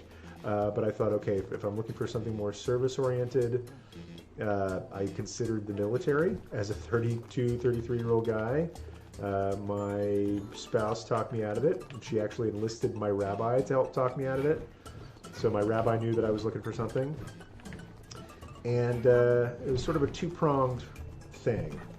You asked, so I'm going to give you the whole story. Sort of a two-pronged thing happened. First, I was reading I think it's Richard Bowles' book, What Color Is Your Parachute? Which is sort of this perennial, let's see, Kay Dixie says, greetings to Carlin, Army brat, coming in from YouTube. So What Color Is Your Parachute? It's a great guide for people who are trying to figure out a career move. What do you want to be when you grow up at whatever point that is in your life? And it asks questions like, what are you good at? What do you love to do? What kind of settings do you like to work in? And so I thought, well, I love to learn, and I love to teach, and I love to make people laugh, and I love to, I like to perform. I was a choir kid and a drama kid in high school. I was comfortable on stage, have a projecting voice, but I really like to learn, and I like to help educate people. And so as a consultant, that's what I did. I would take some difficult mathematical concepts and go to, C-level executives and say, okay, I know this looks like a bunch of gobbledygook, but this is how it's going to help your business, and this is how you need to measure your business to do even better. And so that's what I did, but I was tired of just like, okay, I was feeding my family, I was making other people boatloads of money, but I didn't feel fulfilled. And so in addition to, what Bowles talks about with what are you good at, what do you like to do, what kind of settings do you enjoy being in, he also has this chapter kind of in the back. So Bowles, who wrote that book, is also a pastor. And he said, okay, for people who have sort of a God orientation in their lives, or, if that weighs into your consideration, like, what does God want me to do? What's the grand plan, right? Bowles puts it this way. He says, is it possible that, if you're looking for a sign as to what you should be doing, isn't it possible that the talents that you have are those signs? Or the fact that you enjoy a certain kind of activity, maybe that's the sign that you're looking for. And so I kind of, wrote down all the things I like to do, where I like to be, and then I asked myself, Kay Dixie says, Rabbi, luckily read the parachute book in college, very helpful, good. All right, Chrissy B has figured out the Hebrew app on her phone. So anyway, just to kind of frame this conversation for myself, I did a little thought experiment. I asked what I call the Powerball question. And whenever you're stuck in life and you're trying to figure out your direction, this has been very helpful for me. And I'm going to let Mario take a nap while I explain this. The Powerball question means, like, what would you do if you won Powerball? Let's say Powerball here, that was in Minnesota, we had Powerball. I think Powerball just made it to the West Coast. Here it was Mega Millions, and now they have Powerball also. It's a lottery with a big prize. And so it's sort of a proxy for what would you do if you could do anything with no risk? Like, what would you do if you suddenly had $200 million in the bank and you didn't just have to make the next gas bill payment? So I thought, okay, if I won $200 million, I would party. I'm not gonna lie, I would have a massive party. I would buy an island just to have a party on, right? And I would endow universities. I would give money to charity. I would buy houses and cars for all my family. I do philanthropic stuff, but I would do a lot of fun stuff. But then I realized that, okay, after about 3 months of this, one day I would just wake up on my island with a massive hangover and just be bored with all that stuff that you can just do when you're spending money. And then I said, okay, what would I do on that day? Like, when I woke up with that hangover, what would I do that day if I could do anything? And I sort of half guiltily, but sort of seriously said, well, I'd probably spend a little more time in shul. I mean, I appreciated going to the synagogue, and I liked being there. I liked the learning that I did there with my rabbi. So I said, well, I'd probably spend more time in shul. What do I like to do? I like to learn. I like to teach. I would love to study abroad. I always wanted to study abroad when I was in school, and I never did. So I would love to like go to another country to study and maybe learn another language. So learning, teaching, learning another language, studying in another country. I knew one of my career experiments was I did a little bit of stand-up comedy, just like bare, like open mic stuff. I think I made $20 in my 6-month comedy career, just splitting the till in a show. And I did a little bit of improv and things like that. So I knew that I loved making an ass of myself in public. That's something I enjoy doing. That says terrible things about my character. But I love entertaining people. I love getting up on stage and taking risks and having people enriched by the experience. And one day I'm sitting in the synagogue and I look at my rabbi, I'm like, wait a minute, he's got that job, right? He learns, he teaches, he, I'll say it this way, he takes risks with his own pride in public. He had to go to another country and learn another language to study, and it's like checked all those boxes. And so I went to my rabbi who, knew that I was seeking and said, how do you like your job? And he says, I've been waiting for you to ask me that. Here's a pamphlet. Like, he literally gave me like a couple of pamphlets for a couple of different rabbinical schools. And that's where it started. The hardest thing was like talking to my wife, because before I talked to my rabbi, I did talk to my wife, and we had been married about 6 months. The day that I decided to become a rabbi was about 6 months into my second and final marriage. And so she didn't know what she was getting into. So it was February. I remember it was February, and because we were taking a jog. We used to, before the kids came along, we used to go on jogs together, and maybe, God willing, we'll do it again someday. We used to go on jogs together around the lakes in Minneapolis. Like, they had these nice lakes with like a little 3-mile track around the lake. But it was February in Minneapolis, so it was like freezing, like 0 or below cold outside. And we're all bundled up and we're running around the lake, and I said, and I had to tell her, because like I made this decision on a Saturday morning, and this was like our Sunday morning run. And all day Saturday, like I barely spoke a word to her. Like I couldn't voice it. Like I didn't trust it. I tried different paths before, none of them worked out. I didn't know whether I was being insane or crazy or flighty or what. So I just didn't talk about it. And I didn't sleep a wink that night. Like all night I sat up thinking, okay, she just married me 6 months ago. What is she gonna say? Like she didn't like the army idea, scotched that. She's gonna hate this. And so, but that morning I thought, okay, we talk, but there's nothing else I want to talk about, and we haven't talked. So I've got to say something. So we're jogging, and I said, I think I want to go to seminary and be a rabbi. And she stopped dead in her tracks. And she said, that sounds insane. But it also kind of sounds like you.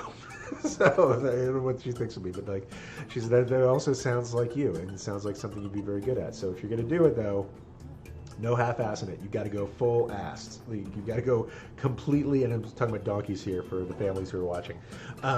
You've got to go in. You got to go all in. And if you go all in and you chase this with everything you got, I'm behind you 100%. And she was, and she has been, and she is, and it's been amazing. So that's sort of how I decided to become a rabbi. It was sort of, I remember talking to a coworker who was a very religious Christian, and said, "Oh yeah, I'm going to go to rabbinical school." He says, he's like, I think it's really amazing that you're answering the call, right? And Jews, by and large, don't talk about that as much, at least not like conservative Jews. We don't talk about it in terms of like the call necessarily, like, I heard God call, in Christian ministry, maybe like, I heard God speaking to me and said, you need to be a pastor. We don't talk about that as much, and I have to say, at the moment, it felt much more like a calculated career decision than, let's say, a call. But I have to believe there's something to that. I have to believe there's something to, I was given certain talents that I can take no credit for. Just certain things I'm good at. There are a lot of things I'm not good at. Keeping my calendar and being on time for stuff is one of those things. If you watch any of my live streams, you know this, and I'm often starting about 7 minutes behind. But there are some things that I'm good at, and they tend to mesh well with the job that I have now. And so I have to believe that there must have been some sort of guidance in there. And now, when people ask me how I like being a rabbi, I say, you know what, beats working for a living, because I've done that. Like, I've done something where I just showed up because of the money, but could walk away from it if there was no money. Like, I could just not do it and not care one bit. This is different, and so it doesn't feel like, yeah, there's some job elements to it. I have a contract that I'm working on. I have to meet certain expectations of the place that I work for, and I also have to meet, expectations of my students in the school that I run. But for me, it doesn't feel like the same thing as having a job. And I think if you are blessed in your life to get into a career that doesn't feel like work, that is hitting Powerball right there. And I've done this a couple of times in my life. Later on, when I, later on when I was a rabbi for a few years, and my contract at my first synagogue was coming up due, I thought, okay, do I want to continue my contract, or do I want to take a risk and do something else? And I said again, I asked myself the Powerball question: if I could do anything in the world, or would I not be a rabbi anymore? That was like, I had that thought. Sometimes it can be stressful. So I said, if I hit Powerball today, would I keep being a rabbi? Would I try some other career? And I thought, well, no, absolutely not. This is like what I want to do, and this is what I feel like I need to do. But I would do it differently. I would spend a lot more time making digital media. I would spend a lot more time making YouTube videos and podcasts and online teaching.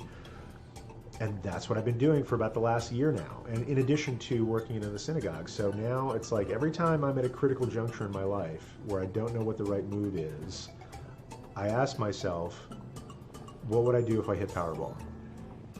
And I know not everybody has that luxury. Like, I have a supportive spouse. I have a community that's very supportive of me. I've had some good luck.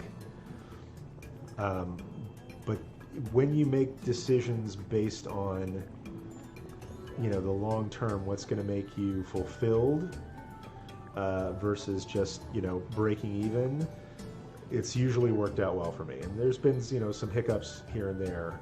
It's hard starting a business, some lean times involved, but I'll say the couple of times that I've asked myself that Powerball question, I've made the right decision on that basis. So that's more general life advice. It's probably more than you were asking for, but thank you. Army Brat says, I wish my husband was a rabbi. No, you don't. So, no, maybe you do. I'm not going to take that away from you. But it's not for everybody, and being a rabbi's spouse is also not for everybody. Just checking my text here. Just making sure my mechanic isn't calling. All right, so let's see what Mario's up to. He's short of hearts. I don't really know what to do right now. I just need a bunch of power moves to get out of this place. Okay.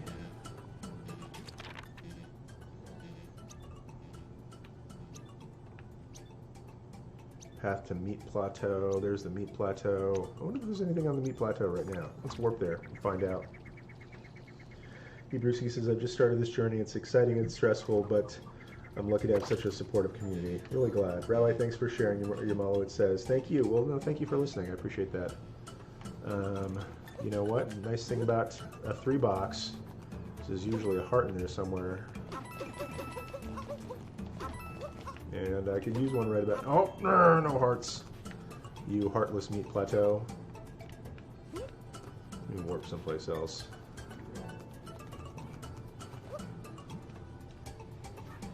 Woohoo! Oh, dang it! Oh, man.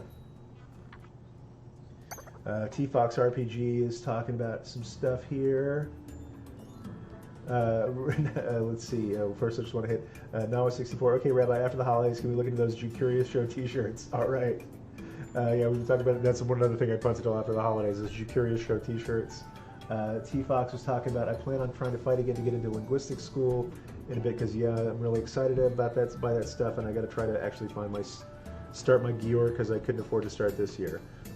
Yeah, so I mean, whatever I say, whatever Whatever you want to accomplish in life. I mean, this is going to sound, I don't know, like some kind of positive thinking seminar, which, something to be said for that. Um, really, whatever you want in life, just start walking towards it. And you'll be surprised at what you can accomplish just by walking in the right direction. I found if you know what you want and you go for it, the world tends to meet you halfway. And when you're walking with purpose toward your destination, you will be pleasantly surprised at the resources that come out of the woodwork to help you out. That's been my experience anyway.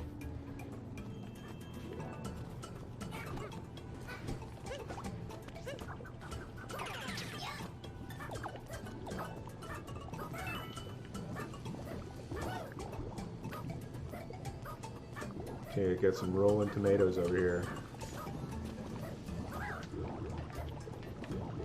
Come on, buddies.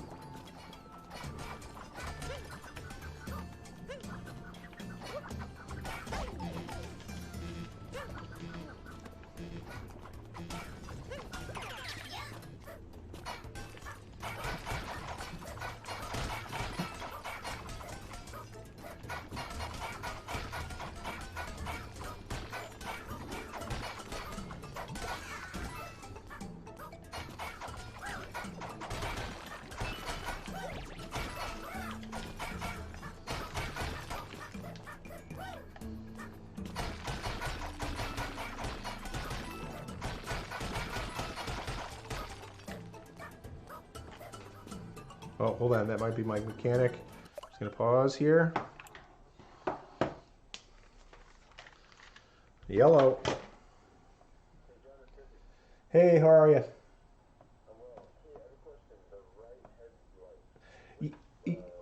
Yeah, it's just something that, hold on one second. Just something that came up a little while ago. Somebody pointed out to me that it was out, and then the other day I turned it on and it looked like it came back on again, so I don't know if it's loose or something. But before it had gone out, and then I think it came back. Yeah. So let's not mess with success. Okay, great. Hold on. Give me a second here. I'm just catching up. I was in the middle of something. What's that? It is 1555 Scott Road. I'm glad you caught the wiper blades too. It's 1555 Scott Road, apartment 104, and that's Burbank 91504.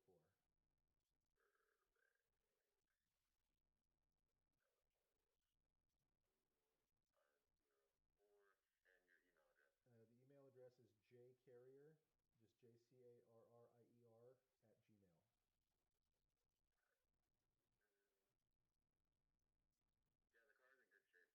Okay.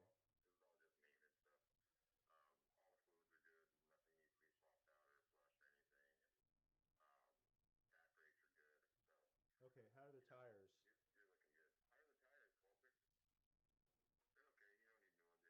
Okay. I think it's just been the changing temperatures had the pressure light come on. So okay.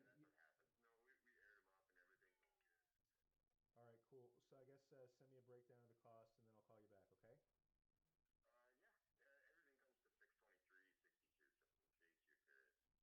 Okay. Okay. Great. And I'm glad you caught the wiper too, because that's something I. It only comes up when it comes up. So yeah.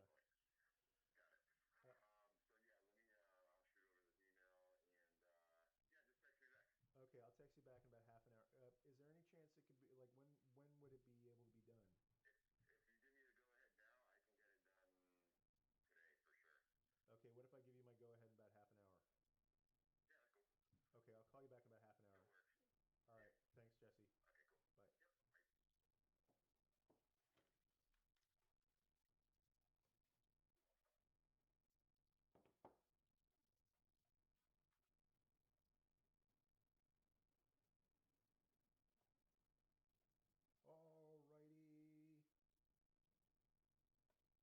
Back online. Thanks everybody for waiting for me and Mario.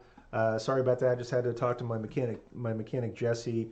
Great guy, and he was just giving me an estimate that I'm going to ponder for a minute and maybe get back to him right after we're done playing this game. So thanks everybody for hanging out through that.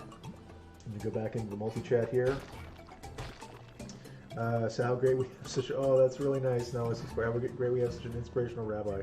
That's so cool. Thank you. Hebrew, thank you. Keep y'all updated on the Rav school process. It's like a bit of a linguistics exercise all in itself. When I was applying to rabbinical school, I asked people, like, what was your biggest surprise? Because when I'm going into things, I like to ask people what surprised them about that process, because it's always good to see. Surprise usually indicates, like, a mismatch of expectations. Like, what did you expect was going to happen and what actually happened? Oh, look, this looks like a pleasant area over here with no bad guys trying to hurt me. Whee!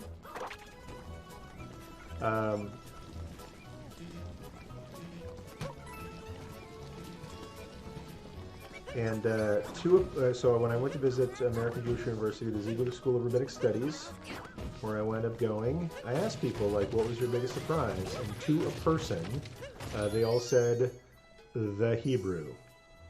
Oh. Yeah, that's not going to help me. That's a shadow heart.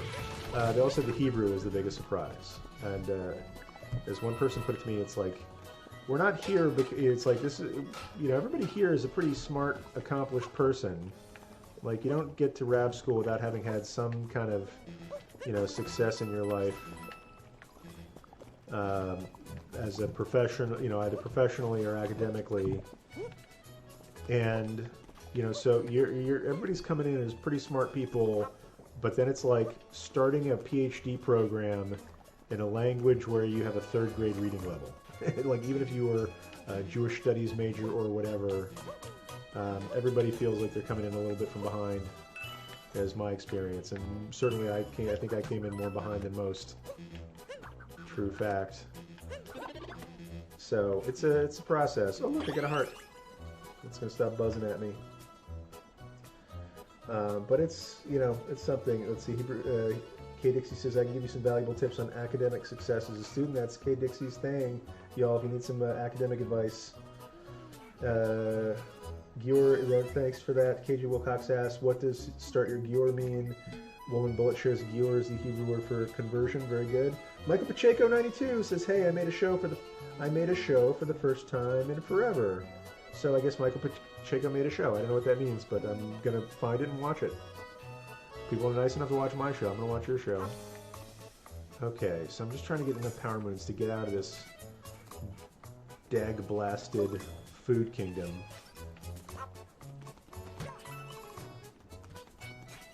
Carnival. Glad we can go ahead with it now. I wonder if there's a carnival happening. Let's see. I got some current. Oh, I had no idea you can find that thing. Let's see. Army Brat sounded like you were on shortwave radio. I wish it never went digital. Very cool. Hey, glad you made it. Michael Pacheco, you made your own show. It's been since forever. Oh, he made a show. Like, he made it to this show. Okay. Michael Pacheco, it's been forever since I've been able to catch a live Jewcurious show. All right, glad you're here, brother. Let's see. I want to get some local duds so that I can go into a secret place and get a power moon. We'll go for about another half hour, then I got to call my mechanic back and give him the go-ahead on a pretty expensive repair list. Put that hat on. Get some chef duds. Change it now. Alright, I've been in my comfy vacation clothes, but now I got my chef suit on. Check out the new Mario duds, y'all. Ta-da! And I gotta go kosher the kitchen. Alrighty. Da-da-da-da. This here is a place where chefs comes dressed to cook.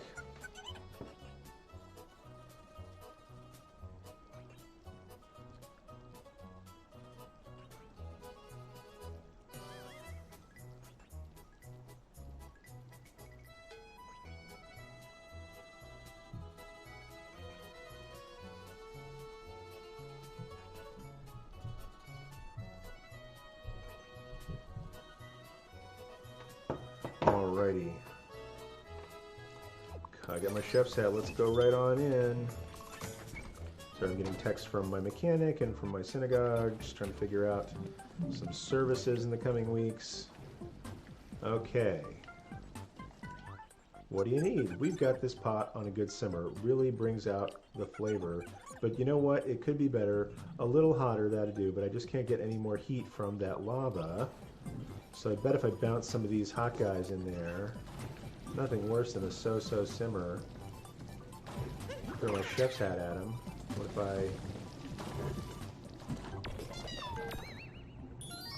Ta-da! Well, that was easy enough. Almost too easy. But up. I got a moon. Strong simmer. I miss shortwave too. Is shortwave radio not a thing anymore? I have to say there's something I did, bringing up shortwave radio, something I did recently, kind of like cultivating non-rabbinic hobbies. I like kind of spend my days immersed in study and in teaching and things like that. Again, not trying to brag, just my deal, just my life. I've been trying to think of some things that are maybe useful skills that are not necessarily typical rabbinic skills. And the other day I went and I took the test for my ham radio license, like my level 1 technician's license for ham radio. I haven't done any broadcasting yet. I haven't gotten my call sign from the FCC yet. I have a little handheld radio that I managed to tune to the automated weather station, and that's it. Like I know how to tune in to find out what the weather is in a robot voice locally. That's about all I could do. So I don't know anything about shortwave radio. I think I had a shortwave radio many years ago, and mostly all I could find was conspiracy theorists. So I'm sure I've got some conspiracy theories of my own. Come on, guy.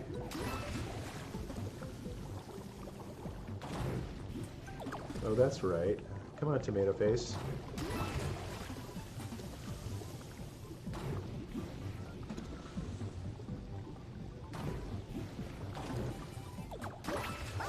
Woohoo! Woohoo! Woohoo! Yeah, that was a mistake. Oh, now I know what I gotta do.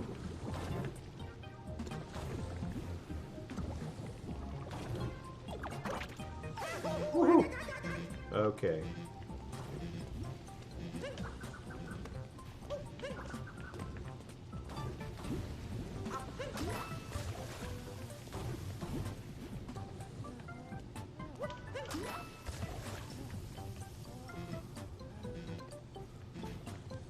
We're gonna go under that guy.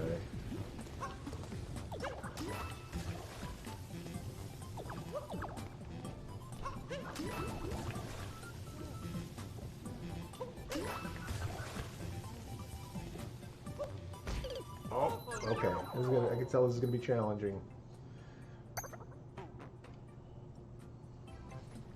Okay, so now it looks like Nawa says, "Gotta run, y'all. Holla, shopping, dinner, etc. Shabbat shalom." K Dixie says, "Nawa 64. Thanks for being here. Have a great Shabbat." K Dixie says, "How is Shabbat different if it occurs during Sukkot?" Good question. I think the Torah portion might be the Torah portion for Shabbat Chol Hamoed Sukkot. The Haftarah is a little different. The main difference you'll notice is something we don't do any other day of the year, any other Shabbat of the year. There's a special reading that we do, a Megillah reading. We read from the book of Kohelet, or Ecclesiastes. So if you go to your synagogue, there might be a regular Torah reading and a Haftarah reading, but in addition, there's going to be a Megillah reading. Now, Megillah means scroll, and there are, I think, 5 different Megillot. There's Esther, Ruth, Song of Songs, Kohelet, and Echa. And so we read Echa on Tisha B'Av, that's Lamentations. We read Esther on Purim. So if I can remember those, we read Lamentations or Echa on Tisha B'Av. We read Esther on Purim. We read Ruth on Shavuot. We read Song of Songs on Passover, because Song of Songs has a lot of, like, let's say, budding nature imagery, or imagery of nature coming to life And that's what Pesach, a spring festival, is all about. And then Sukkot, on our harvest festival, we read Kohelet, which is a very odd Jewish book. Other Jewish books seem a lot more uplifting. Kohelet is much more like, there's a time to be born and a time to die, y'all. That's where the Birds got that song. There's, eat, drink, and be merry, because you don't know what's coming tomorrow, which I think is a really good meditation for a harvest season. Is like, it's harvest, you are as rich as you're going to be all year. Enjoy last year's harvest, pray for next year's harvest, but in the meantime, enjoy your life. Like, enjoy the abundance of what you have, be grateful for it, and take full measure of it. So that's something that's different for Shabbat. What we also don't do that's different from the rest of Sukkot is we don't do lulav or etrog on Shabbat. You might do them other times throughout the week, but you don't do it on Shabbat because, for the same reason you don't blow shofar on Shabbat, because it involves carrying something. And we like to discourage people carrying something from one place to another on Shabbat, so we don't do lulav or etrog on Shabbat, but we do have a special reading during the Shabbat morning service, which is Kohelet or Ecclesiastes. So that's different. I don't know what shape people's lulavs are in after a week. Okay, let's see. Let's try this a little bit more consciously here. Army Brat 73 says, love listening to Airband 2. You can just hear the pilot, his airline, speed and latitude, sign up military bases. You can hear pilot and tower. So I don't know if we have any ham radio people out there. This is something I'm curious about getting into. Mostly for, like, disaster preparedness.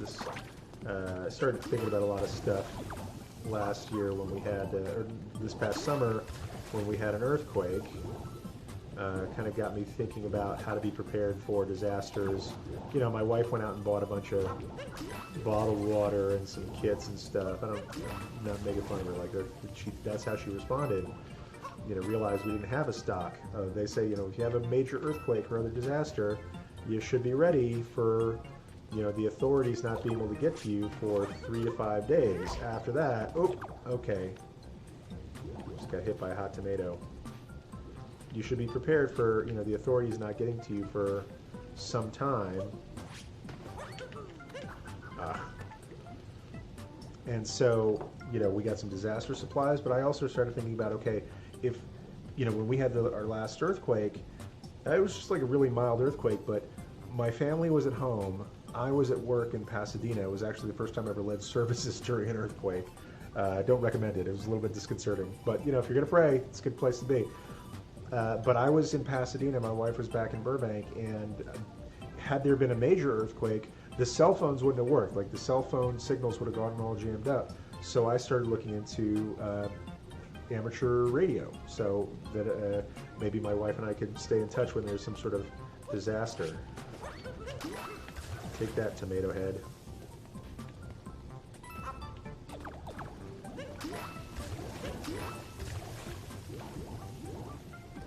Tomatoey guy. Let's go splash somewhere else.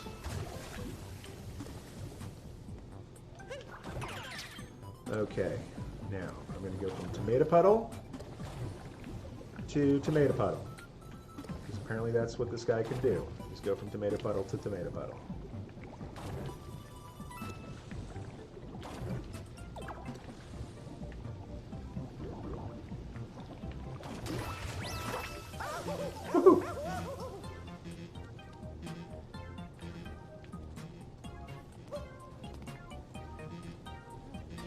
Alright, this isn't working out the way I'd hoped, but now at least I could go back and try again. Hopefully not hit any hot sauce. In the meat. Oh, I hit the hot sauce. Let's see. Epicenter is great for MRE. Oh, so now we got some disaster preparedness folks in here. KG Wilcox says, I'm a ham wannabe, haven't learned any electronics, so it's actually, well, I don't know, I'm a good test taker. I'm a good fact memorizer and test taker, so I just found a good book that sort of helped walk me through this. You could get it if you have like the Kindle, whatever the service is that you subscribe to Kindle and the books are free, like a library. There's some things that are free on, I don't know if it's Kindle Prime or whatever, for like study guides, and I found a site that does flashcards, and I learned enough to pass the technician test, so that was pretty easy. It was actually harder to find a place that wasn't giving the test on a Saturday morning. That was the tricky part for me. KG Wilcox says Epicenter is great for MREs. So I don't know if I'm at the MRE point yet, but I probably will be at some point. Just because I live in a really beautiful place that occasionally has earthquakes and disastrous fires. Kay Dixie says CERT training, community emergency response training. Call your local fire department for details. Way ahead of you. I just signed up for a CERT training course that's starting in November, so I'm there. One of the books that I read that was probably less Jewish than some of the other books that I read was Neil Strauss's book Emergency, and it kind of got me thinking. I don't know if anybody else has read that book and wants to discuss it. But it's just, I feel like it's good to be prepared. It's good to be prepared for eventualities. Whoop. Okay, so the trick is...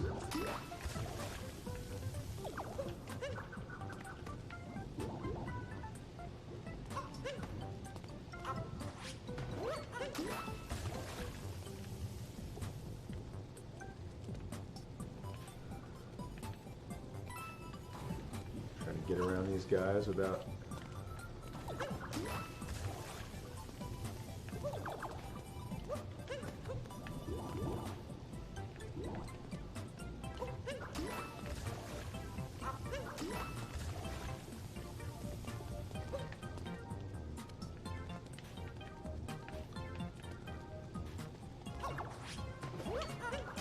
Haha!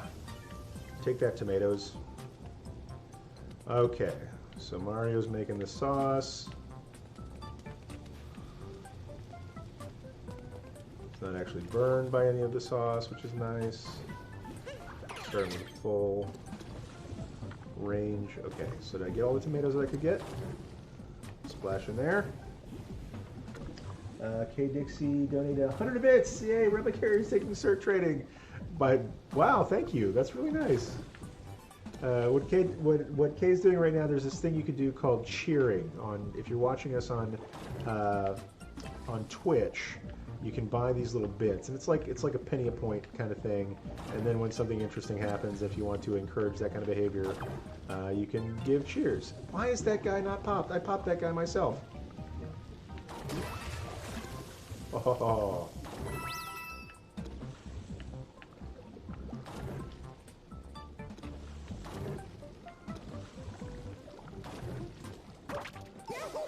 Wait a minute. Wait, no, that's not cool. Wait a minute. Wait just a cotton picking minute. Wait, that's... I feel like I just got cheated out of a power moon. But I don't know if I want to go back and do that all over again, so I'm just going to get out of here.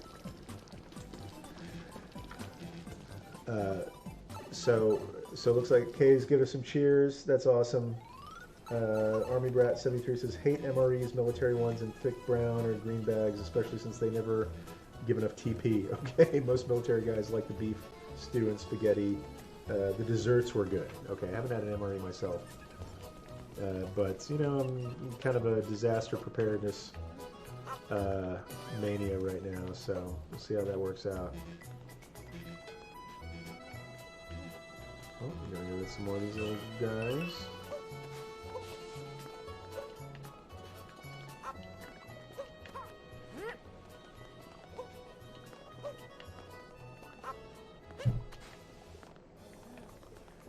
Okay, so now I just gotta find as many power moons as I can and get out of this food area, which is starting to bore me. Okay.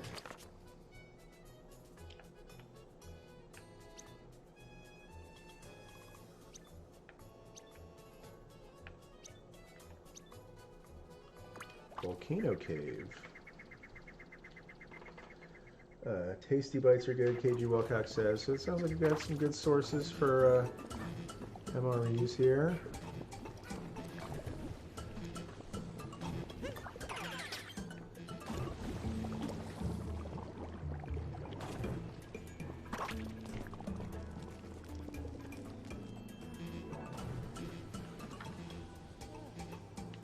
Oh, I've been in this place before. There was another power moon that was really hard to get to.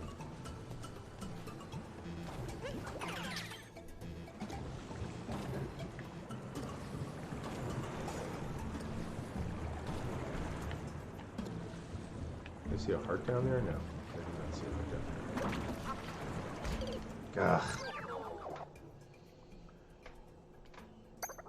I am bound and determined to get out of this level.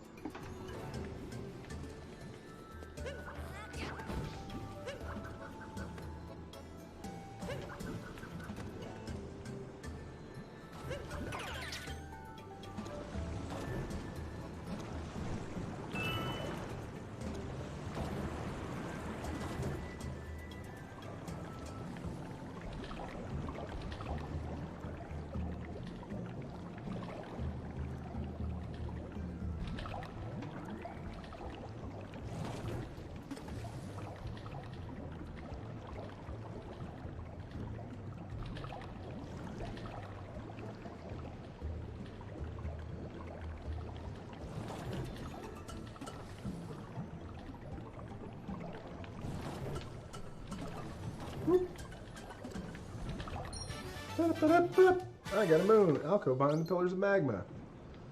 Okay.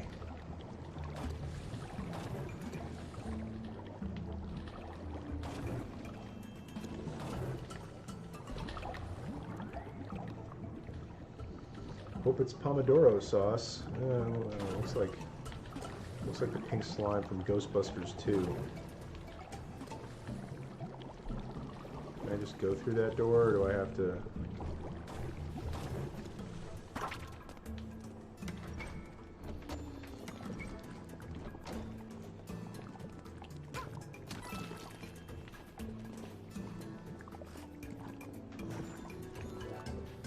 Did that guy just hock a loogie at me?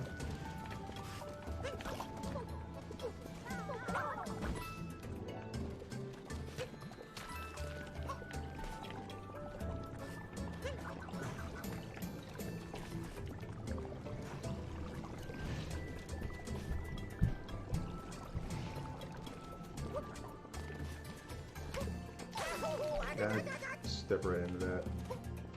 Wow, I'm just really getting bad at Mario all of a sudden. Whoop! Man, oh. It's not that I don't want to be here, it's just I want to get out of here. Alright, thank you guys for watching the Jewcurious show today. Talked a little bit about Sukkot, shared with some folks my journey to becoming a rabbi. Don't necessarily recommend it for people. It's you really gotta want it. It's at least wherever you're going, it's, you know, at least I'm gonna start stinking at Mario Kart or whatever this game is. But it is a bit of a mind game, I'll tell you. Probably one of the biggest mind games for me was when I first started rabbinical school. I really got in my head about like how important the work that I was doing.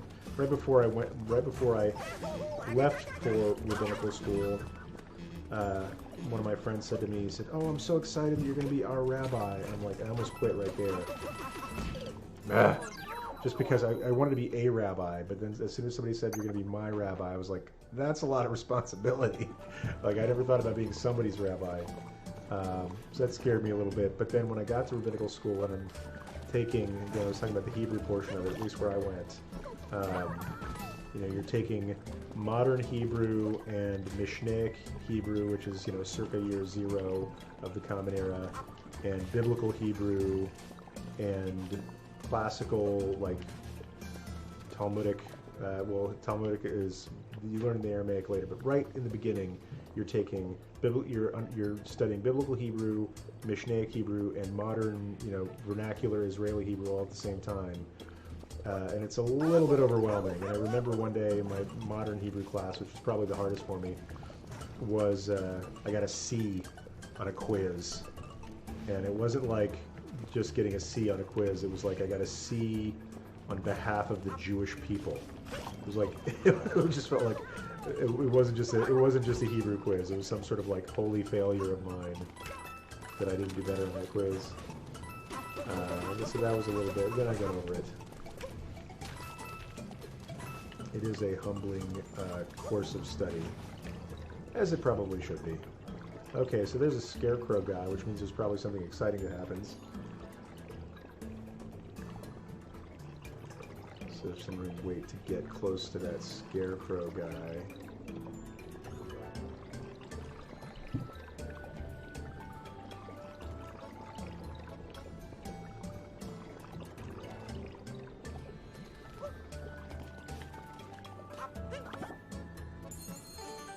Oh, hey, there's a key.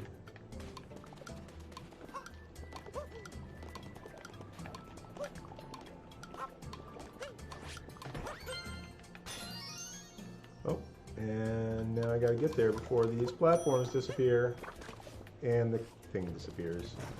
Okay, I'm gonna try that again. Because it seems like if you know what you're doing here, it's an easy power moon.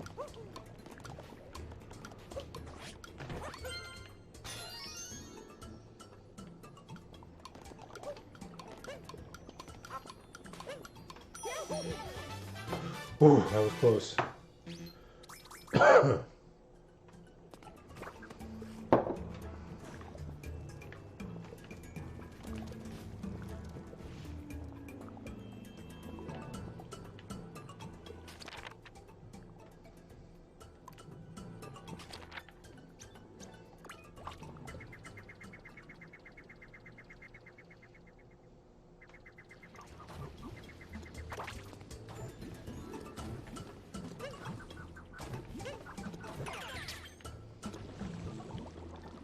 See if there's anything else in the soup for me right now.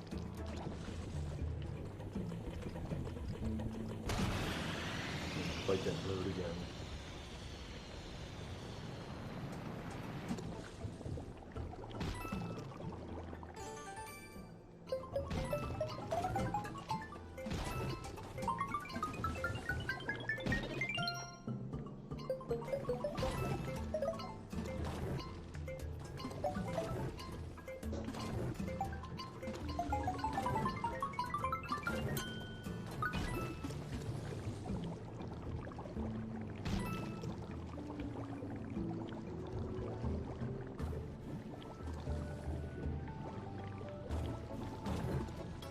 What?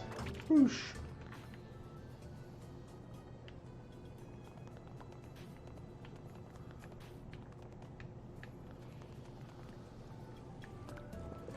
Alright, do a little bit of corn walking here. Now cave entrance.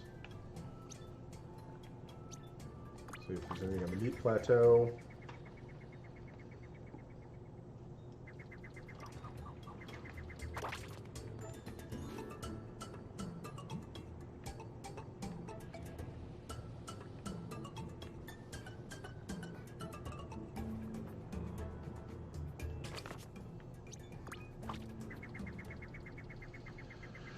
Alright, I gotta find me some power modes to get out of this cockadoodie place.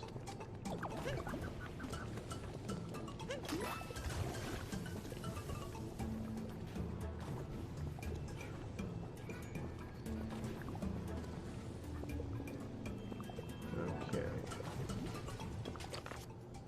Go back to the Odyssey and see what there's like a power mode around here somewhere I haven't gotten to yet.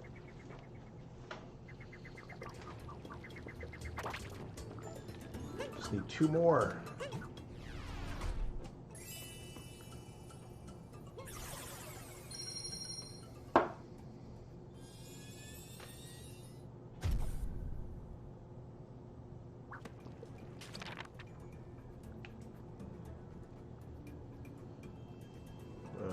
Love scarecrows. Everyone seems to have one. Pretty inventive ones too. Should get more there. Facing. So if I turn all the way around.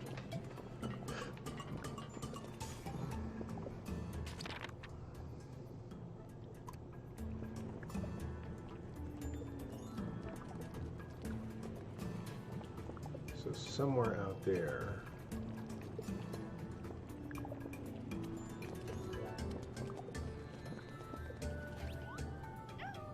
Having trouble finding a power moon? I sure have. T-Fox says, oh, here's a question. What do people who live in apartments usually do for a sukkah? So the thing about having a sukkah is you need to have access to open sky. If you have a balcony that has nothing above it, you can build a sukkah on that balcony. The sukkah, literally, like the minimum size of a sukkah is, you know, that you could sit in it and it covers like your head and your torso. Like your legs can be hanging outside the sukkah. It can be like 3 feet high, and you just sit on a cushion in there, and it covers your body. That's a legit sukkah. But to be a legit sukkah, it has to have open sky. Like you have to be able to look up and see stars, or if it were raining, that some of the rain would fall on you. And so that can be kind of a trick. If you have a balcony that doesn't have a balcony above it, you can accomplish this. I had a sukkah like that a few years ago. If there's sometimes in building common areas, if you talk to your neighbors nicely or your homeowners association or whatever, you might be able to build it in a common area. If you just have no way that you can build a sukkah of your own, you can fulfill the mitzvah of l'shev b'sukkah, or to dwell in the sukkah, by going to somebody else's sukkah.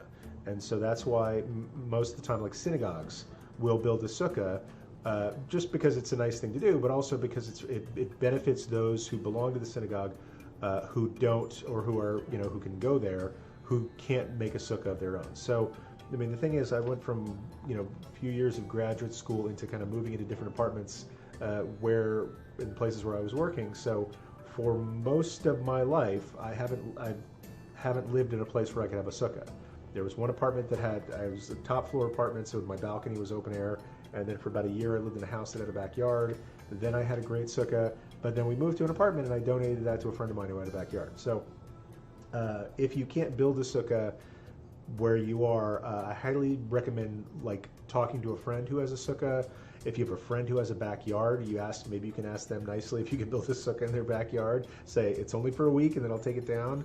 Or go to your synagogue. That's why my synagogue tonight, they're having they built a sukkah, and they're having a kind of a BYO, picnic style, bring your own dinner, Shabbat dinner in the sukkah before services. So you can take advantage of it there. Alex H is here. Let's see. Did you know you just got a new subscriber? Let's check it out. Alex H. Oh, okay. So a picture. It says. So sometimes I can see new subscribers. Hold on a second. I have to look at a different view here. It's not showing a new subscriber, but I'm going to take your word for it. Very cool. Thank you.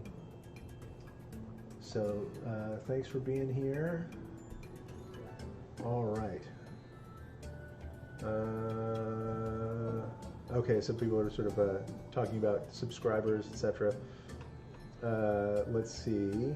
Very cool. So here's a question. So we talked about the sukkah. KG Wilcox says, I saw a picture of a sukkah where they'd stretched a layer of translucent plastic under the schach so they wouldn't get rained on. I don't want to yuck other people's yums. Like technically, that if you do, people do what they have to do. I've seen people build Sukkot indoors.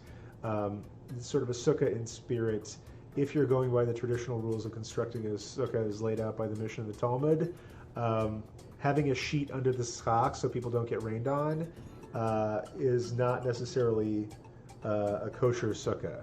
Now, if you were setting a table and you wanted to cover up the table temporarily so that the food wouldn't get rained on or something, and you just want to cover over the food, that's fine. But putting a sheet of plastic, if you built a sukkah, but if you have a sheet of plastic and you sit under the plastic, then that is not, I'll say, the traditional legal understanding of a sukkah.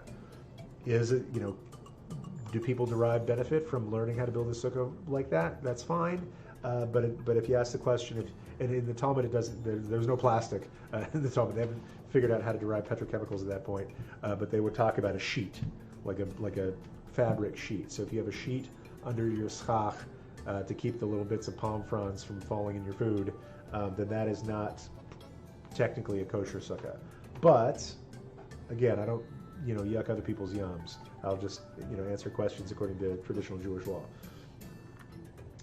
Alex is asking, what's the Q&A about? It's really about anything you like. I'm especially curious about people's questions about Sukkot, but whatever questions you have about Judaism, I am happy to answer, while I try to get a couple more power moves to get out of this kingdom. So it's Fun Friday, that's what we do. Very cool. Let's see. Yes, thanks, Katie. Schach, that's the roof. The schach is the stuff you make the roof out of. It's the schach that makes the sukkah, right? You can have all sorts of different stuff to make the walls out of, but we're really particular about what you make the roof out of. Okay, marked it on the map. So there's another one. Okay. So, let's see, what's the closest way to that? So we've got a couple of different power moons here. One looks like it's really hard for me to get to. The other one looks a little bit easier to get to.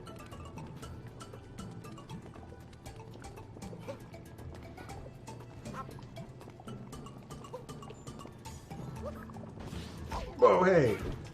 Sucker. Somebody changed their Twitter handle recently to Sukkot MC. Sukkot MC. I am representing. In the animal kingdom, they call it presenting. Where is it? It's probably up on top of that roof there.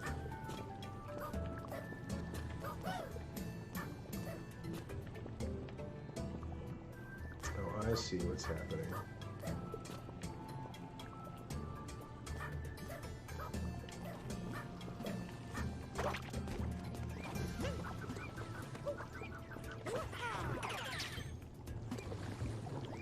Where's that guy go?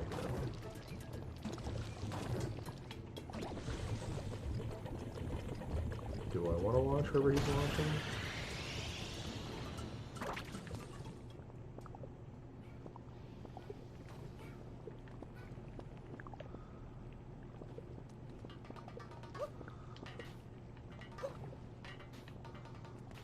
Been there already. There's a power moon.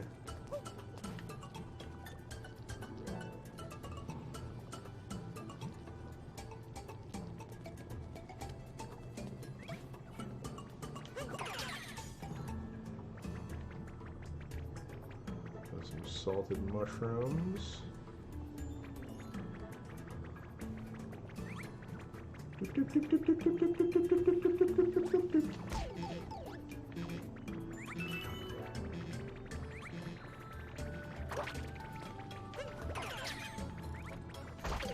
Oh, come on. All right.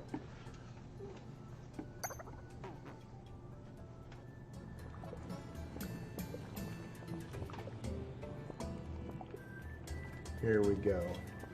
My one worry with making a balcony sukkah would be that it would be the windiest time of year here. I feel like I'd have been Rabbi Gamliel looking at me saying, Allah, Akiva, here's your sukkah. Very good.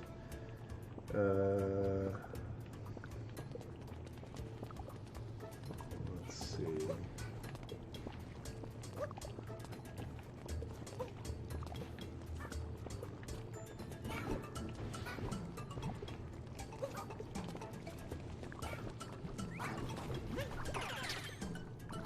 Try this again.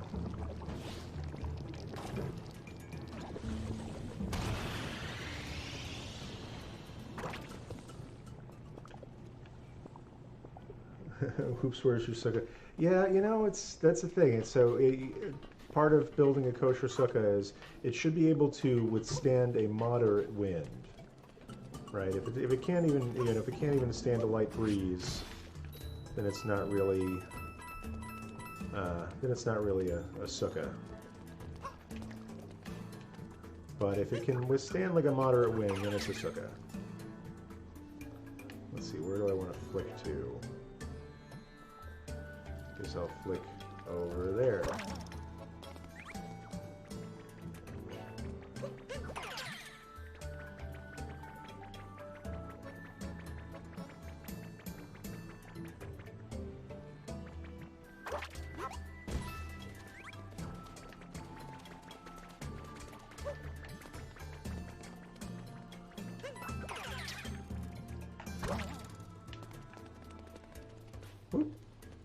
Okay, up in the salt. Getting that power moon. Up it up, up.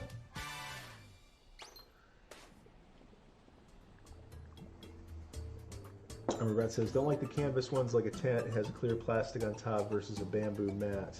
Yeah, let's see. Oops, where's your... Our dad was a preparedness nut. He even had an entire radio room. Oh boy. Okay, so where is that other power moon?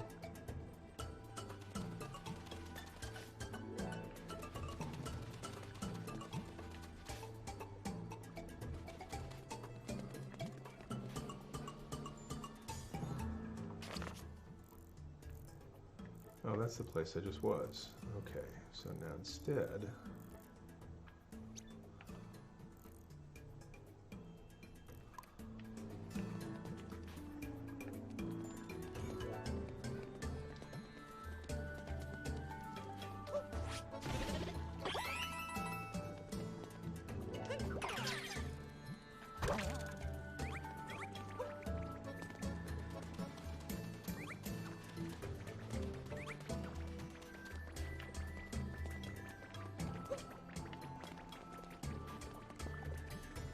Oh, hey, there's a scarecrow.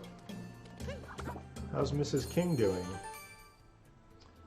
Alrighty. Gotta get that key pretty quick.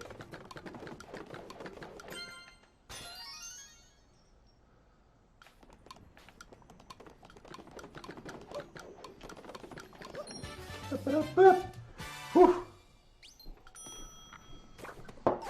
Whoa, hey. That's not cool. Well, the good news is I think I got all the power moons I needed to get the deuce out of this kingdom.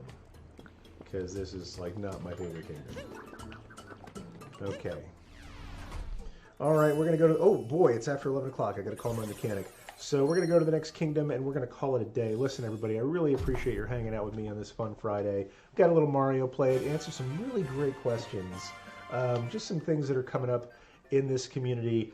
We've got some New Year's resolutions going on. I'm going to be putting out some additional content that I haven't done in a while, including some YouTube videos. Now, I know this is on YouTube as a live video. Really got into making a live video, but what I haven't made in a while is like a YouTube video, like a just a uploaded video that's kind of short, pithy.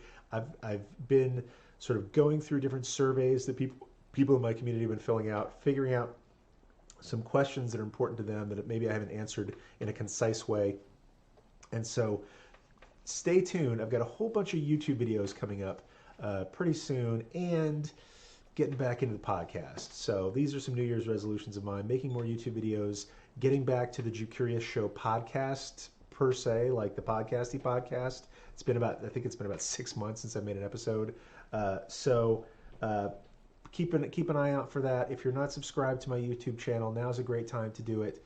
I got about 2,700 people there just like you who have subscribed to it over the years. So if you're on YouTube and you're not subscribed, go ahead and click that subscribe button. If you're on Twitch, go ahead and click that follow button. It's the same kind of thing. You get notified when I make new videos. If you're on Facebook, make sure you like my Facebook page and you'll find out when I'm making new live videos on Facebook. But in any case, watch the skies because I've got some new YouTube videos coming out soon. I've already recorded a couple of them editing. I'm going to be recording a whole bunch more today. And then stay tuned. I've got a couple of recordings of interviews that I'm going to polish up and put out on the, and I've been saying this for a while, but now that the holidays are over, we're going to get right back into it and look for a whole new season of the Jewcurious Show podcast, wherever fine podcasts are downloaded for free very soon. So with that, thank you everybody for joining me today. We're just going to pick our kingdom and then we're going to call it a day. I really love learning with people in this live environment and just hanging out playing some games. It's fun too. So where's next? Headed to Bowser's Kingdom? Whoa, that can't be good. Okay, I guess we're going to Bowser's Kingdom. Going right into the belly of the beast.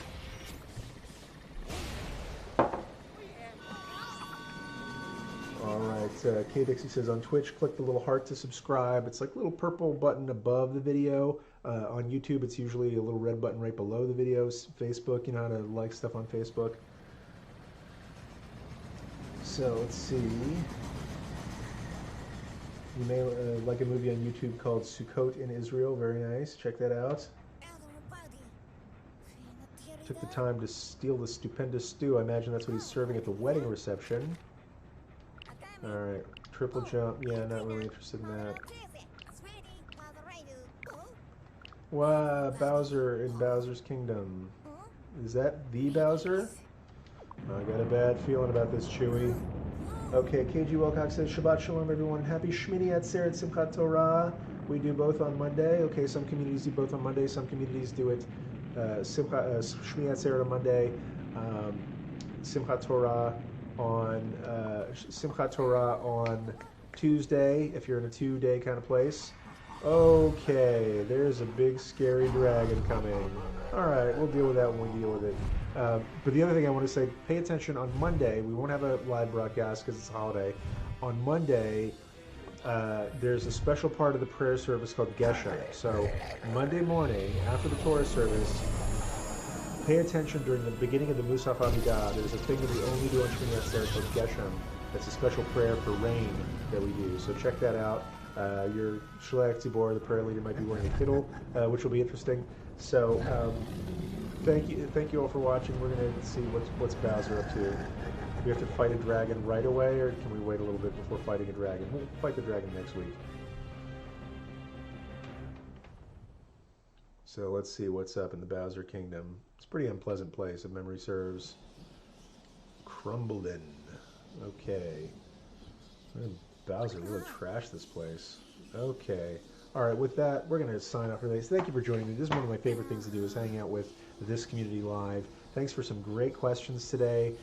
Feel free to subscribe on any or all of the platforms to see what's coming up next. And I will see you guys on Twitch next Friday for our next Fun Friday. No live stream on Monday this week, but watch for new schedules soon. With that, it's been my great joy to learn to celebrate these holidays with you. And until next time, heroes, peace.